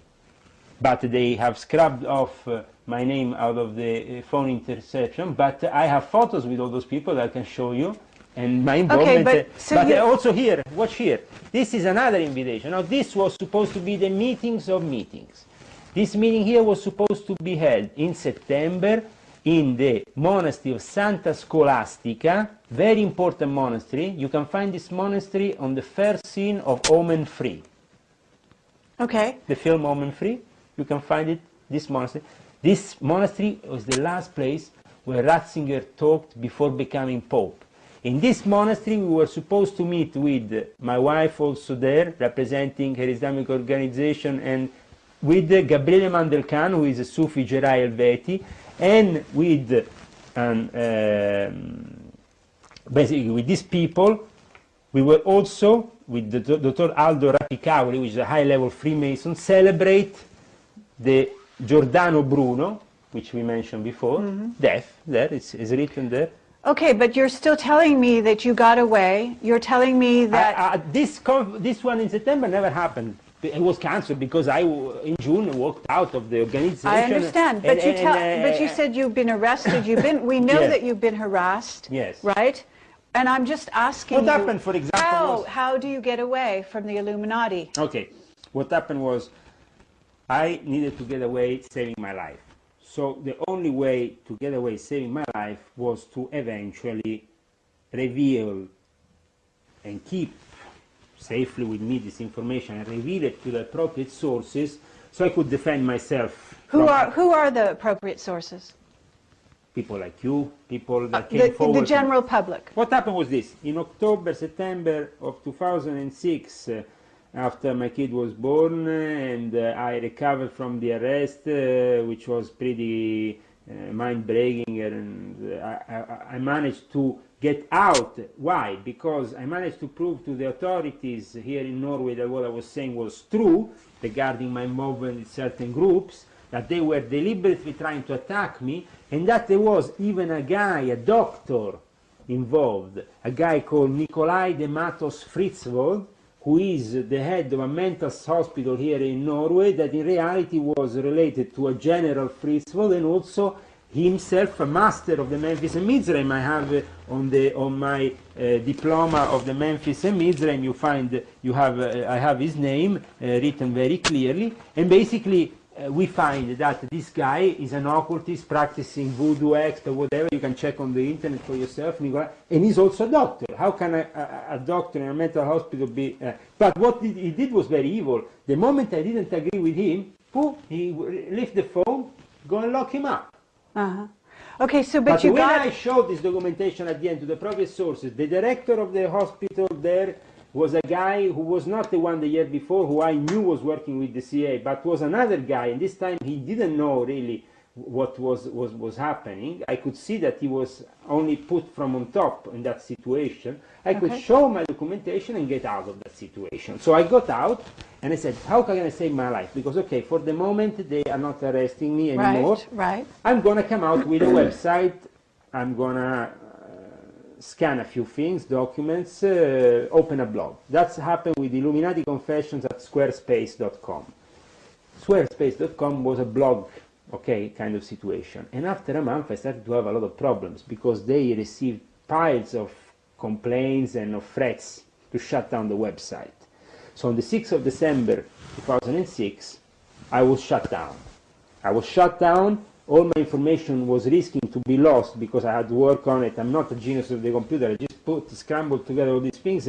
But the interest was already born. And thanks God, people had downloaded, some people, I don't know, on the internet had downloaded my material. They managed to retrieve it, to transfer it on the website in Italy of a Freemason, Daniele Dal Bosco, a Freemason though that was himself conscious of what they were doing, and he himself said, oh, I want to support you because I think that, you know, he saw the injustices I was subject to also within Freemasons. So he said, okay, Leo, we open Illuminati Confession at web, which is illuminaticonfessions.webfriend.it, which is still in existence, and we go on with your revelations. Not even 24 hours after they shut down my Squarespace account, the police came through the door of my house with two policemen and two social workers to take my kids. I was living in the center of Oslo at the time. My wife was in the house. They probably thought I was alone, so they broke in. But when they saw that my wife was there, they said, okay, bring it to the other room. We want to bring it to the other room. I said, what? What do you want to do to me? Only because I have a website you want to arrest me? Am I not free to do what I want? I said, my dear friends, in the last 24 hours I transferred my website to Italy. I said, if you now arrest me, kill me, do whatever I want, the website is going to stay alive. It's now on the net. There is no way you can shut it down. But the police said, if you continue with this website, we can, you know, have your kids taken from you and you have to come down with this stuff. How dares the police of Norway, and I said once again to the camera and to the people of Norway, shame on you, come to my door, come to my house, threaten me to take my kids because they can't take the truth upon Per Christian Krok, ex-secretary of the Ministry of Defense, who I saw in open lodge worshipping the Book of the Dead and the Steel of Revealing of Aleister Crowley, dressed in a black cloak. I saw Trond Kare Westby, the head of the Defense Command in Norway, in their lodges and also in Masonic lodges where I met him. And this guy is the head of the Defense Command in Norway of the medical staff. I will show you. So you got away because you went public. Is this correct? I went public, and even at the beginning they threatened me. At that point, after I said to them, listen, even if you threaten me now, I said openly to the policemen, and also my wife went to the social workers because we had to go to the social workers after, otherwise they will take our kids. Said very clearly, my husband is not going to stop with what he's doing. He will carry on. If this is a free country, he has to do this and he has to be able to do this. At that point, they couldn't arrest me anymore like before or put me and torture me for hours and do whatever. Because at that point, I would go immediately on the net. As soon as I was out, put everything, and finally I had an audience. Right. Obviously, the problem was, who was my audience? The problem was that my audience obviously maybe was not judged as serious by many people, because the alternative media sometimes is not judged as serious. But for me, at least, it was a mean to spread my information, to be able to protect myself. And they took this very seriously. In fact, what happened 2 weeks later, I was invited to Livorno, on 21st of December, to a P2 lodge in Livorno. I have pictures of that meeting also, by their grandmaster there, asking me, all in a nice kind way, offer me nice dinner, to please stop with those revelations. Oh, really? But the guy who asked me, Grandmaster Mauro Lazzari and Luigi Piazza, because I refused, they were punished themselves. And in June, just now, 2007, they were, the police raided their headquarters of the Masonic orders. There is this documentation in Livorno, and it was the biggest scandal since the P2, because it's connected also to the Christian Democratic Party, because their lodge, where I was meeting, was the headquarters of the Christian Democratic Party, UDC, of Caesar, which is the party close to the Vatican. So obviously you don't need to be a genius to link 1 + 1 is 2, you know. You have a Masonic lodge in the headquarters of the Christian Democratic Party. These people, the Christian Democratic Party, has been working with the NSA, the CIA for 50 years in the Gladio secret operation. These people, Balestieri, Ezio Giunchiglia, these people all belong to Gladio. Gladio is a secret operation against communism that has been very important, because 9/11 has been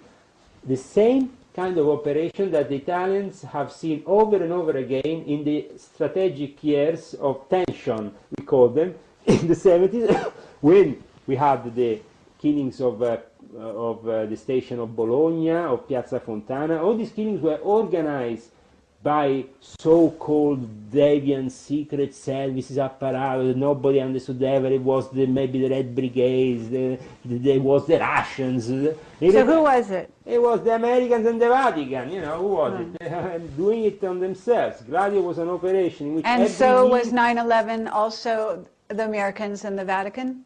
Absolutely, and the Zionists. And the Mossad. The Mossad was very important in this. In fact, Sure.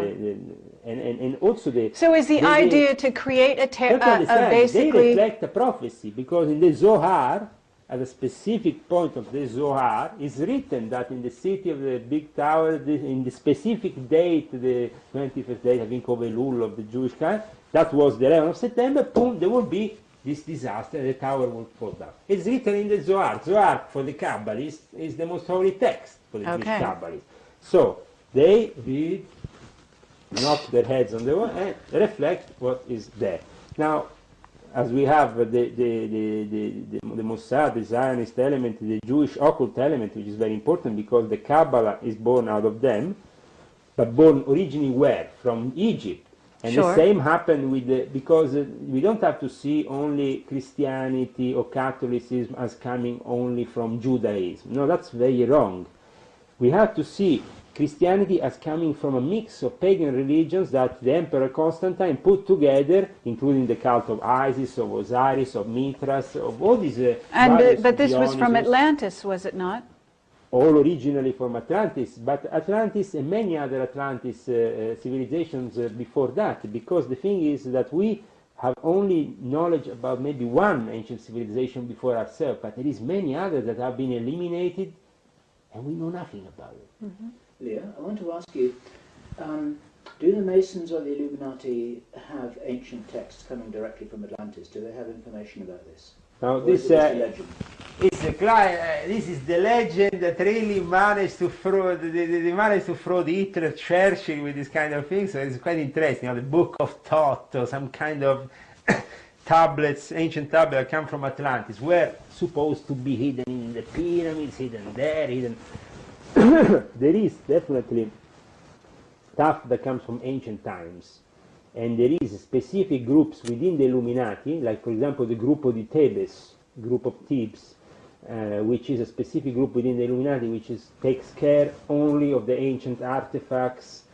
And these must be in the Vatican. They're in the Vatican Library, are they not? In the Vatican Library, and we have a lot of ancient artifacts, ancient books, very rare text that could revolutionize the thought of mankind. But as I said, because we will have to go to the next stage of existence. In one way or another, the Vatican wants to adapt. So how they adapt? They adapt with Corrado Balducci and the whole alien revolution coming into the Vatican, Secretum Omega and a couple of UFOs, and everybody's happy. Because the next step of brainwashing is to have you believe that Jesus is some kind of Prince of Sirius that comes on this planet as a high priest and is himself an alien being or some kind of alien high priest from Sirius. Sirius is very important. We don't have to joke with Sirius. We don't, because Sirius is Sirius in every way, and it says, the word says it. It's in the universal apparatus the eye of God.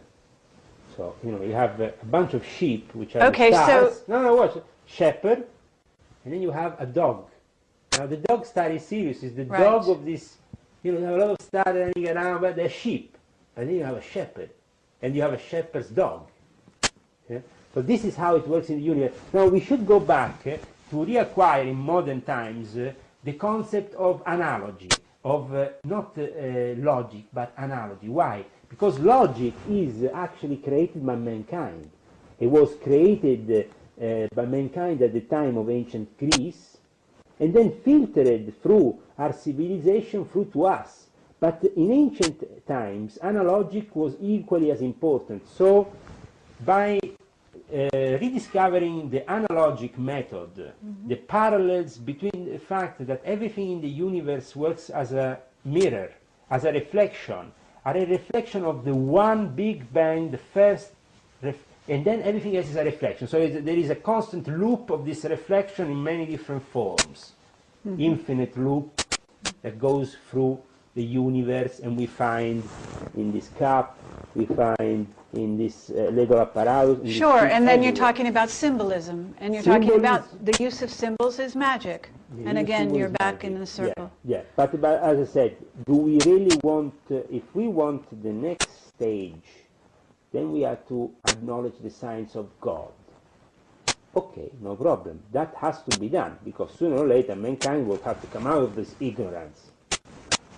But at the moment, what we are having is just some substitutes, especially in the New Age movement or cults that have been created lately. Okay, but what about science, and what about the idea that there might be Planet X or some other planet out there? Is this completely a figment of people's imagination based on something that the Illuminati wants to put out there for their purposes of revelation and Armageddon? From my experience of the whole Zacharias teaching, like I mentioned before, from my experience and from what Barbara and then the Secretum Omega and all this information coming out of the alternative media, it's clear that they want to control the alternative media. And they want to control also our own myths. Nibiru, this planet of ancient times, from Sumerian, they call Nibiru in Sumerian times, Planet X, coming back, you know, there where it comes, these Anunnakis have dropped out from this planet into ours and have, there is definitely an ancient time in which we have been merging with other creatures from the universe. This is described clearly in the book of Enoch. But who were these creatures? These creatures were the rebels that were escaping, the rebel angels that were escaping from God in a way. What we have here in this present situation is that we think they are in reality interbreeds between mankind and aliens. And this is the biggest disinfo that we can get. Okay, if you believe that's disinfo, then let's talk about underground bases. Why do we have underground bases, since you say that in your experience they do exist? In my experience they do exist, and they do exist also people that are particularly inclined in working those underground bases, because you can experiment bacteriological, nuclear, and all kinds of devices that are not possible to be experimented overground. And also to experiment the most evil of the evil, because mankind nowadays is playing God, playing with genes, playing with mixing a cow with a dog, with a human, with a lion, with a... Okay, but what about... we are Okay, not, so you're saying genetic final... engineering, you're saying genetic engineering, you're saying hidden, atomic bombs, whatever, experimentation. And also, but why are they building cities underground? Cities underground a bit for the disaster scenario, the doomsday scenario. Well, is there such a thing? Yes. What is that?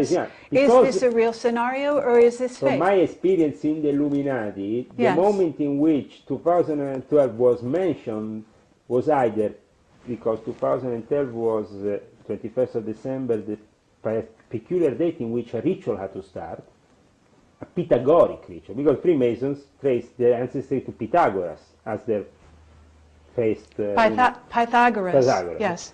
For them, the fact that this 25920 is the number of God and it coincides with the changing of an era has to be celebrated with a ritual that reflects above below. So on the 21st of December you're going to all see them there with their aprons.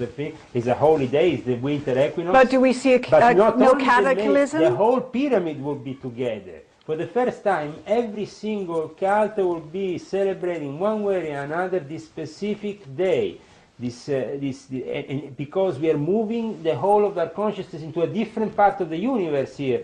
So this is a positive vision of the future, isn't it? I have definitely a positive vision of the future, but I also have another some questions regarding how the so-called Illuminati at the top really are taking things. Because when it was about 2012, they were really driven by uncertainty, and their tendency was to build an underground bunker to protect their matter interests, than to really grasp that this could be an evolutionary stage to go of consciousness, a change of consciousness. But for them, it's not, you don't need an underground base for a change of consciousness. No, but for them this is a business operation. I understand. The moment in which there is something happening on top which is uncontrollable, a nuclear device will be triggered, the whole place will be very dangerous, and underground bases are required. So you're saying the Illuminati are planning to let loose nuclear bombs they are planning around the time of 2012. They are going to unleash them. There will be some very big happenings, especially because they will be triggered by, unfortunately, very serious events that might happen around the Olympics of 2012 in England, which seems to be... In England, but 2012, okay, so what about the 2008 Olympics in China? You know anything about that? No, that is... my brainwashing control operation of Chinese. Chinese represent this day the ideal government for the Illuminati, for who wants to do business. Because the Illuminati, including these people here who is on the picture before, they all meet up in Shanghai doing business. One of the rituals, which I'm going to show you a picture after if I remember, is the ritual of the ancient Chinese tea, which is not a tea, but it's a kind of specific drink that they bring from a little village that it tells you gives you immortality, but actually gives you a lot of energy. It's like 20 ginseng altogether, or like a line of cocaine. It's a specific water they bring from this village, and a specific plant which they make this tea, and everybody was enjoying it in Moscow much more than any drug. And I found this very interesting, and they were doing the classic traditional Chinese tea ritual, that was the... But what is the admiration of the West for the Chinese is especially their absence of any form of democracy, the complete control of their society. For America, being like China is a dream nowadays. Why? Because the American dictators that are implementing now their so-called Patriot Act see in China the ideal place where nobody can actually object to anything. You can't have more than one child.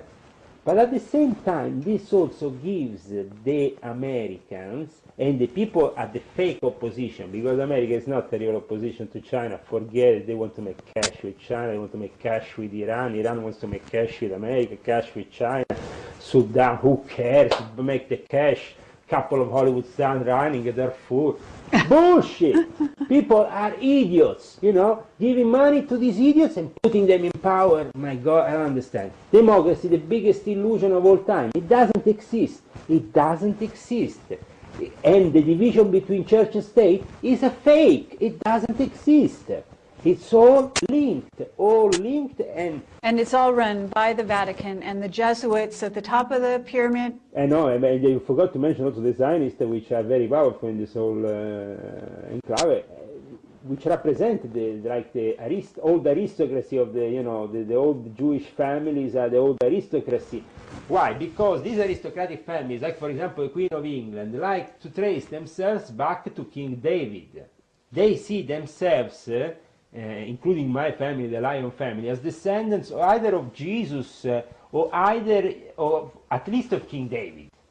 So they seem to be viewing England in general a bit like the lost tribe of Israel.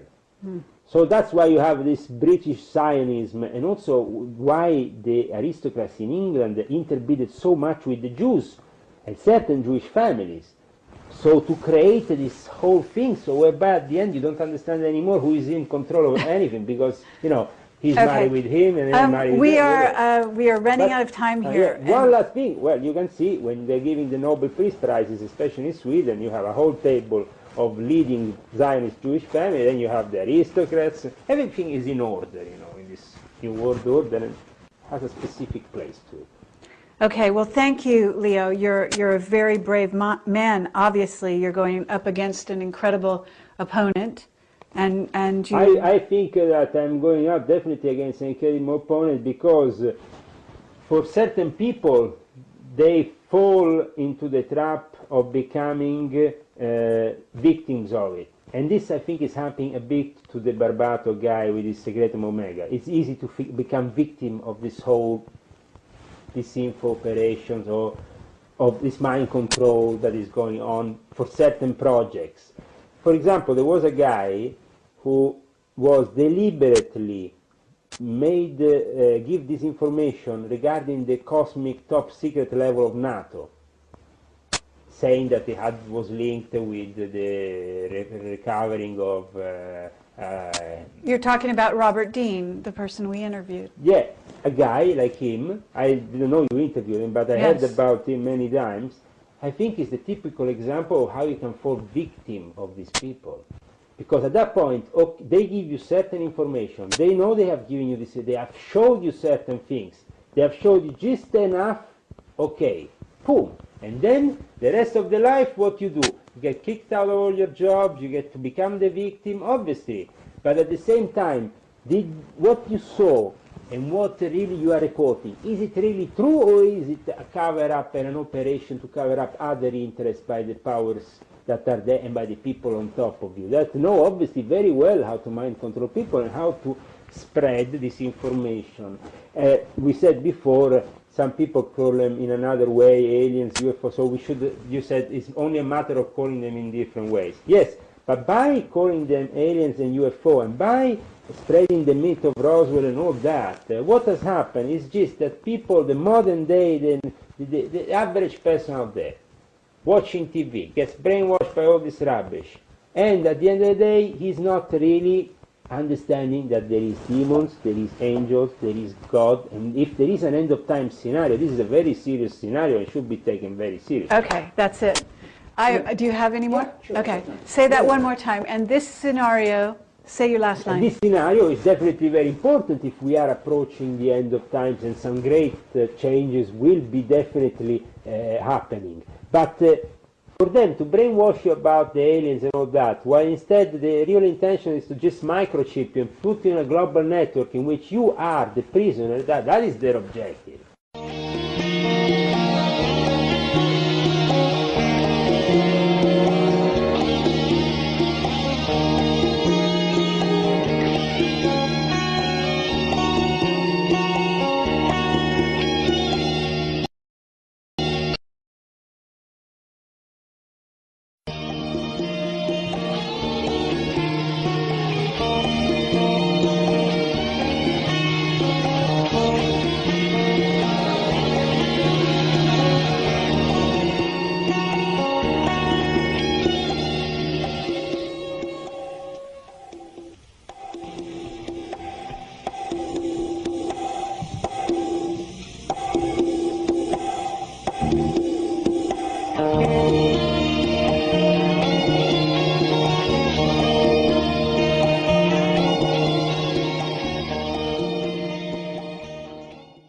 Leo, I want to ask one final question. What events can we expect in the next 4 or 5 years on planet Earth? Planet Earth, in the next few years, we will see definitely some very big events. Starting from 2010, which is the end of a 13-year cycle, we will have some great clashes, especially in the economic field. And this will lead to also an oil crisis in the year 2012.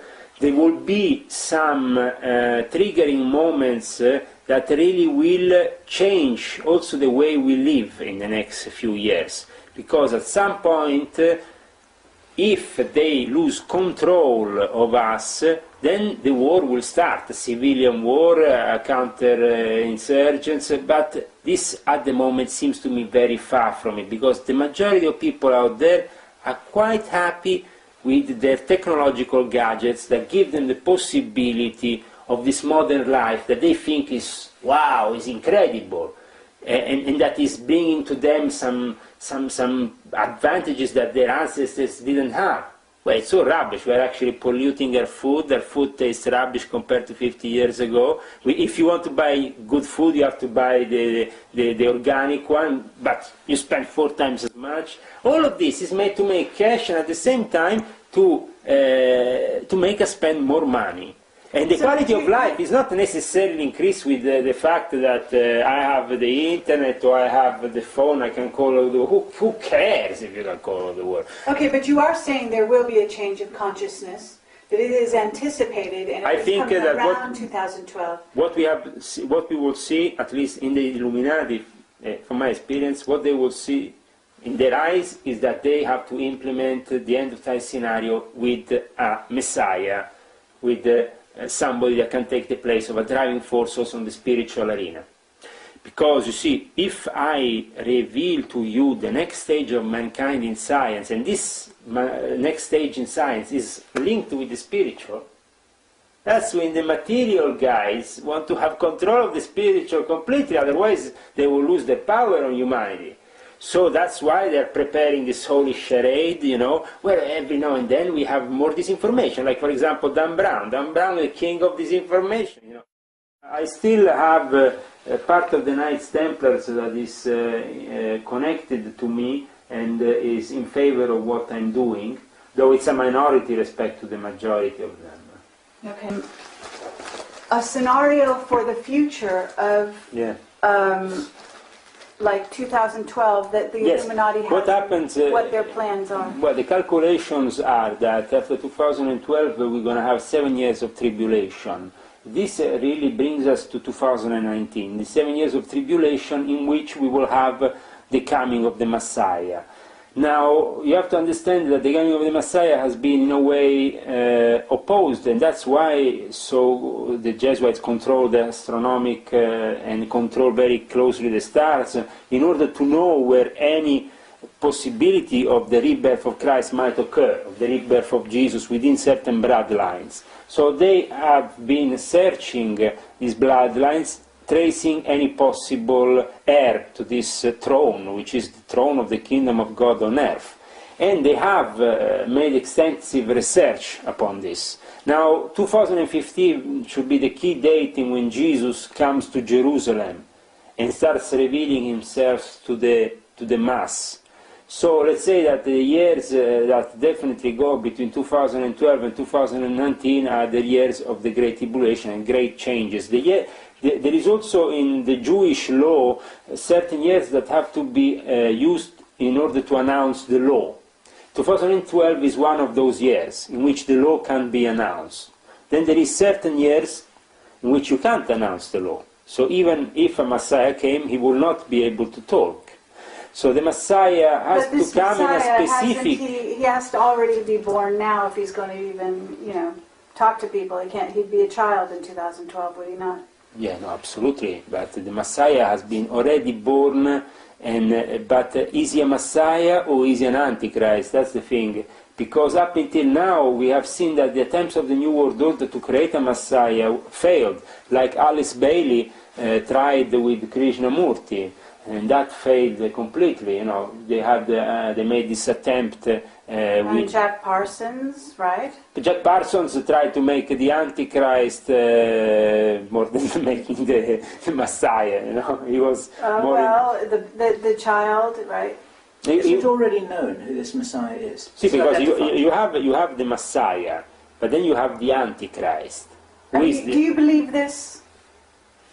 I believe that the scriptures contain an amount of truth because, you see, within certain families, within certain bloodlines, then it reoccurs that certain people have the possibility to have a message that is important for mankind. This happens to reoccur from time to time in certain families. Now that's also where the study of the eugenics is, the study of the bloodlines, and that's where the mixing of the bloodlines. It's very important for the Illuminati to create strategic alliances. Now the biggest strategic alliance that could be created at this time is a strategic alliance that will require unifying the Knights Templars Christian alignment with the Muslim Knights and their own alignment to their own end of times, and the Mahdi, the coming of the Mahdi, so the coming also of the Christ figure for them at the end of times is actually something that occurs in the Quran. So the holy texts don't differ, and the same for the Jews. They also have a specific, idea of what the Messiah should or should be not. But in any case, Aleister Crowley announced that the Messiah will not be in any case Jewish by birth, pure Jewish, as they would say, And also Aleister Crowley loved to take the gimmick out of the head rabbi in New York, telling him, okay, but I also tell you that I'm not the Antichrist, because he was the beast, so an Antichrist will come, there will be a false prophet, there will be certain characters. I think that during the course of times, characters happen to reoccur. So we have many antichrists, many false prophets, okay, but at the end of times you have a very strong reflection of it. I understand, I think that is coincided with you were talking about an analogic thought. Is not the Bible and is not some of this philosophy of the Illuminati much more analogy? You're talking about the coming of a Christ consciousness, but not necessarily a Christ figure. But for the Illuminati, the important thing is to mix the two things. To have the Christ consciousness inside a human being that can be a manifestation of that consciousness. That they can control, is what you mean. Well, they would like to control, but God doesn't ever let things happen in the traditional way, as mankind likes to always take control, and hopefully, as I said before, they would like to even control if sometimes if there is the birth of something dangerous to them, they directly eliminate it, so they don't have any problems. And that could be, for example, when Princess Diana was having a child from Dodi Al-Fayed. See, that would have created a problem. Muslim into the holy Christian background of the, of this reigning family, which is one of the most important we have in the sacred Roman Empire environment, which is the British royal family. So that would have been very difficult. What I said before, the solution, the mix of the blood, the mix the Christian, mix the Muslim, but Muslim has to be the descendants of the Prophet Muhammad. So a specific bloodline has to be captured for that operation. So are you saying that this person has been chosen, the birth has already happened? These things are done between people who don't talk much. And they don't talk because if they talk, mankind will always say, it's not true, it's not, I don't believe in this, I don't believe in that. This is not a matter of discussion for the Illuminati, because we know from inside, working with these things, that this is not a matter of assumptions, or it's a matter of science. So, if you do certain operations and the result is correct, mankind can't do anything. All right, you're talking about genetic engineering, Messiah. No, that is the Antichrist. Okay. I can create the Antichrist with genetic engineering. That is not a problem. That is very easy. But you cannot create a Christ. But the Christ is a different thing. Christ is up to God to give us the final opportunity that this character will come into being, So, do you believe such a thing will happen? I believe it definitely will happen. Okay, and the Illuminati definitely believe this. Absolutely. Okay, they The believe... chosen one is always a recurring theme within the Illuminati. If I show you after some books from the inside the Illuminati environment, he's already chosen his space in the Council of 12. Your space has been chosen, Master. You are returning to greet us again with your mastership. He's already there. You understand? For the majority of people, though, to realize suddenly that we are not all the same, that certain bloodlines have this function, wow, it's the end of democracy. It's also the end of a whole realization that we are all the same. It's basically the end of communism. Guys, under the truth, there is no communism on this universe, because this is a pyramid. From God to us is a hierarchy. And the structure is always going to stay a hierarchy, because... Oh, you're saying that the hierarchy of the bloodline, you believe in this, even though the hierarchy, even though you the left change... the Illuminati. No, I left the Illuminati, but I can't leave the bloodlines. The thing is, the bloodlines have to change themselves and embrace the positive in order to us to have another messenger like Muhammad, peace and blessing be upon him, like Jesus, peace and blessing be upon him, like Moses. Certain characters can come out if eventually they have the possibility of coming out. But obviously, if they are boycotted from outside, then it's worth rethinking of the tale of the Grand Inquisitor. We know this tale. If I come out and say, tomorrow morning, the time Jesus, I'm going to have very big problems. And in ancient times... Well, isn't it true that this is going to be the nature of anyone who comes forward anyway? He will be locked up. After 2 minutes, his secret will be judged as dangerous. Is there a control scenario to reduce the world's population drastically? You see, that is another thing that definitely is to do with the resources, more than to do with objectively, the Illuminati want to do money on us. They are heading the corporates, these secret societies are making business on us. So, for them, they don't have a program to eliminate us. But the problem is the heads of the whole thing. When they see that there is missing the resources for all of us to be living at the same time, then they have to eliminate part of the population. And in that case, they bring in the weapons, they bring in the wars that can make sure, or the disasters that can make sure that the population gets decreased. Is this in progress at the moment? See, the thing, you asked me before about the underground bases, and my experience is that they actually not only exist, but they are being held for maybe an upcoming scenario which is going to be apocalyptic. There seems to be in the Illuminati a firm belief that the coming back of Christ will coincide with a series of disasters that will change the face of the earth forever, including the possibility of the elimination of 3/4 of the population of mankind. But this is not man who is deciding this. This is only God that can decide this. I hope that they will make a clever use of these places, but they are being really evil. They are even stationing the seeds of the future generations in a base up north. They're doing obscene things that in the eyes of God are an insult to anything. I want to say, the solution will come at the end, but these people will be defeated. And they will be defeated with a long war. But this long war, unfortunately, the Americans will have to be fought, and many lives will have to fall for it. So, we can't fight a war without the dead people on the ground. At the end, there will be a war, and there will be dead people on the ground. Because the moment they want to microchip me, I'm going to take out a gun and shoot at them.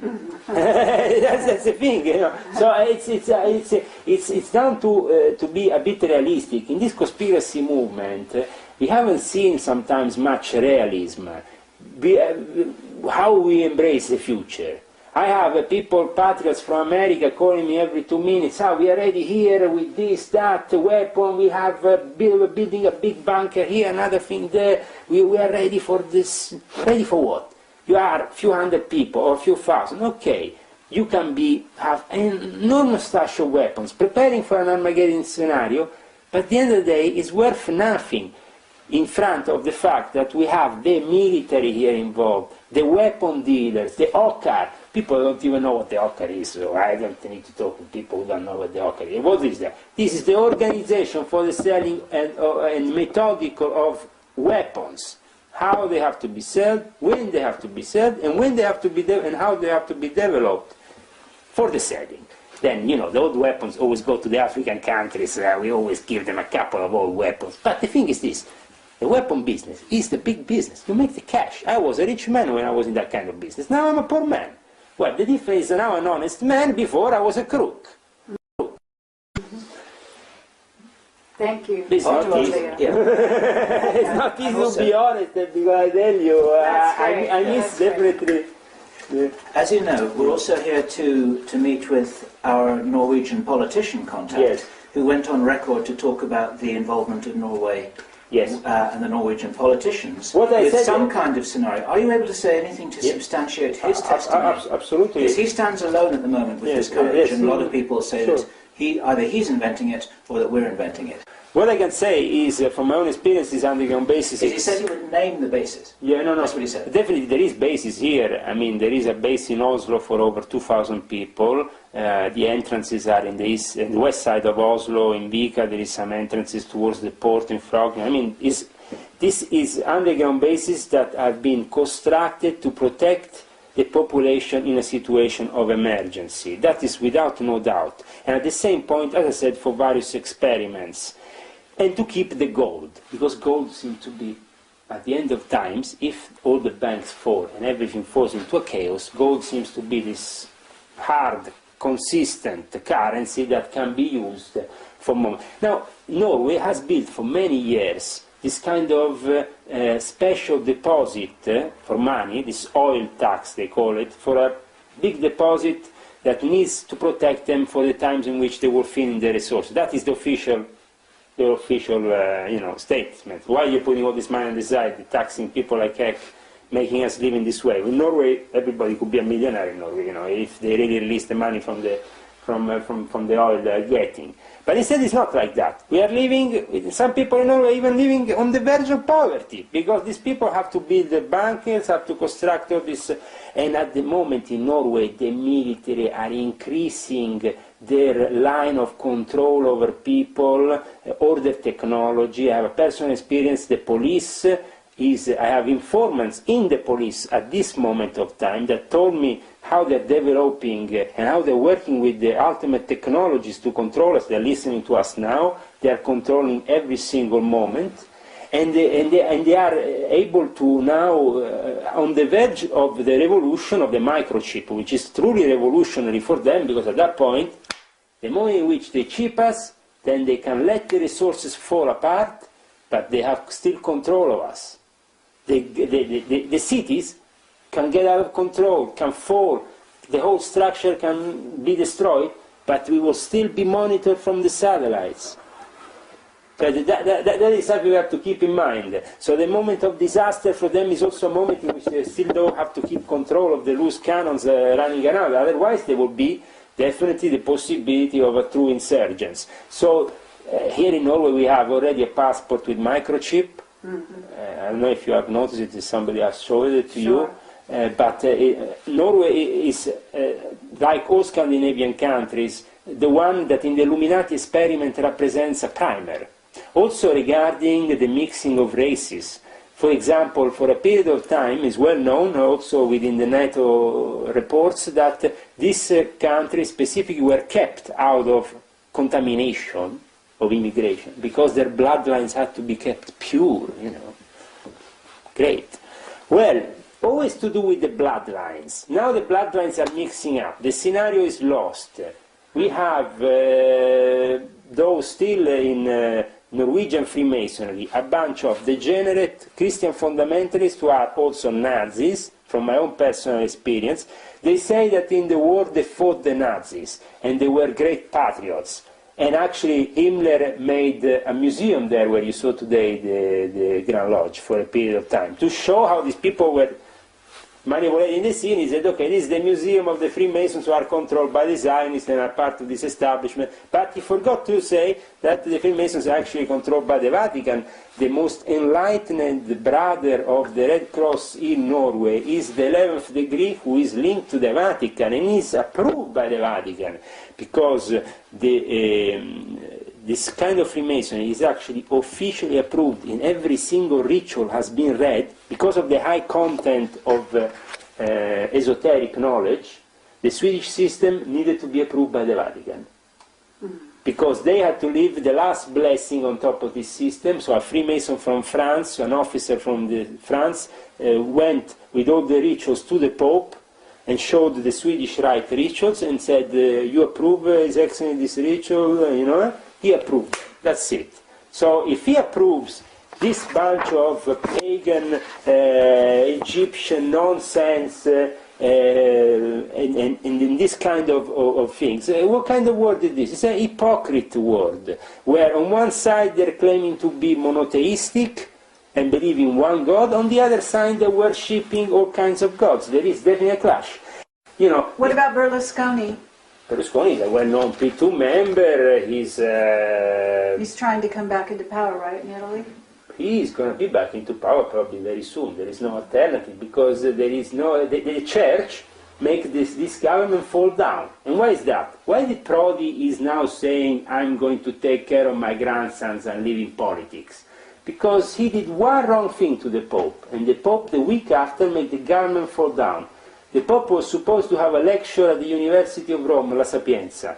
This lecture couldn't happen because of the opposition inside the university, with all the people reminding, you know, that Giordano Bruno was burned on the stake, that Galileo was arrested, that a lot of things were happened, that, you know, the Pope shouldn't come to the Rome University of La Sapienza.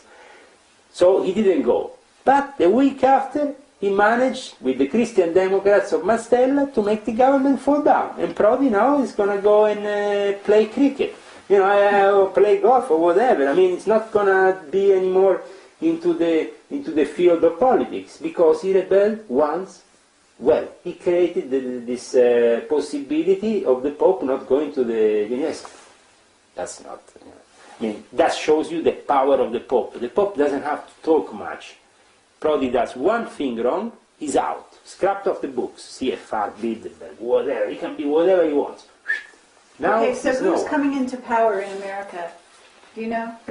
Is it going to be Barack Obama, or is it going to be now, in the last few Clinton? days, if you go on the internet, you will see that Renz.com and other websites, Illuminati News, have published an article where I state that Barack Obama is a Prince Hall Freemason, 32-degree Freemason, and also a CFR member. He has written a big article lately on this Council of Foreign Relations. Okay, yes, and you said that earlier, but yeah. What about Hillary Clinton? She's another CFR member. So how... It's like, you know, there is no difference really between these candidates, who they are, who is the background. People say, but the guy is black. No, the guy is black. The guy is even related to Bush and Clinton, to Bush and Dick Cheney, you know. I mean, it's not really like we're really searching for somebody who is, you know, coming from another planet. He's coming from the same environment. You know, it's a human like everybody else, probably a more innocent guy than others, so he's more easy to manipulate, because the moment in which they want to implement true fascism is the moment in which they will make you believe that anti-fascism is in place. So to put Barack Obama as president and Hillary as vice president is a possibility that the Democratic Convention might take, or vice versa, depending on who is getting more votes at the end of this last, whatever, next vote. Okay, I have one last question for you. But definitely McCain is not going to win. Why? Because George Hugo Ballesteros stated, director of the Government of New York, these elections we support the Democrats. So Republicans are not on the list of support of the Illuminati. They can't make it. McCain can climb walls, can do whatever he wants, he's not going to become anything. Poor guy's too old, really. Okay. Leonardo da Vinci. He was a member of the Illuminati or not? Definitely a guy like him is an Illuminati. It's natural, you know, you see it's Illuminati. I mean, it's Illuminati, the whole concept around him, you know, the guy was a genius. The problem is that from there to make him the Grand Master of a Priory of Zion, totally fictitious. What was the Priory of Zion? Priory of Zion was a society that was born in Mount Zion, in Palestine, where you have this Cathedral of Zion, whatever. And basically what happened was this order lasted for a very short period of time. And people say, where is the Priory of Zion today? Priory of Zion, if you go and search on the history books, has melted in with the Jesuits. It doesn't exist any priory. The other 6 priories of Zion that exist today is on the internet or whatever, or Plantar Sinclair has created. Plantar Sinclair was the biggest files of rubbish and fraud and an agent of the Illuminati because he was an agent of Gladio. He was like Licio Gelli. He wanted to create great myths, which he picked up from his friend Robert Ambeleni from the Martinists. He picked up the myth, obviously the Martinists had created this church, it was the Kabbalistic order of the Rose Cross that had created all the esoteric part of the René Chateau Church with Abbe Saunier. He was a genuine esoteric interested guy, but all the rest is rubbish. Where he took all his money? Well, from the initiations that they were paying him, because he was making that church profitable, the moment in which he was inviting all these people to initiate themselves into high, glorious, rectified Scottish Rite, another peculiar Templar foundation of that were created in a way mythological, fictitious, but had a ground of truthness. The Prime of Zion of Plantar Sinclair is also Catholic. All the people involved with it, I have a personal, and I can show you documents involved with the Pride of Zion. The people involved nowadays, Gino Sandri, the secretary of Plantar Sinclair, was a member of the Monte Carlo Lodge. Gino Sandri is also one of the biggest intelligence crooks there is around. Okay, CIA is completely run by the Vatican, is that what you're saying? No, they call on themselves, make confesiones, priests are very run. It's all about working together. It's not about running each other. Each other in their own, we take care of this, which is the spirit of mankind, give a couple of blessings. Plus, you need to make some charity every now and then. Tax deductible if possible. We have the church, we have a lot of organizations, you give the charity. If you give good charity, you are a good man, and I give you blessings. This is done also in the Russian Orthodox Church, where since the fall of the Soviet Union, you see this big priest going around with Mercedes, limousine, whatever. Why? Because they're getting a bunch of money from these sinners of the Russian mafia who are sinning like heck, and have 6 lovers, 12, whatever, the wife there waiting. But at the end of the day, they give money to the church. That saves their, I saw a lot of people, and also in Islam, I saw so many people, they give charity. Okay, I respect that. But then what do you do in your daily life? Do you really respect the Quran? Do you really respect rubbish? They don't follow, they just give the charity in order to save their asses with God, if possible.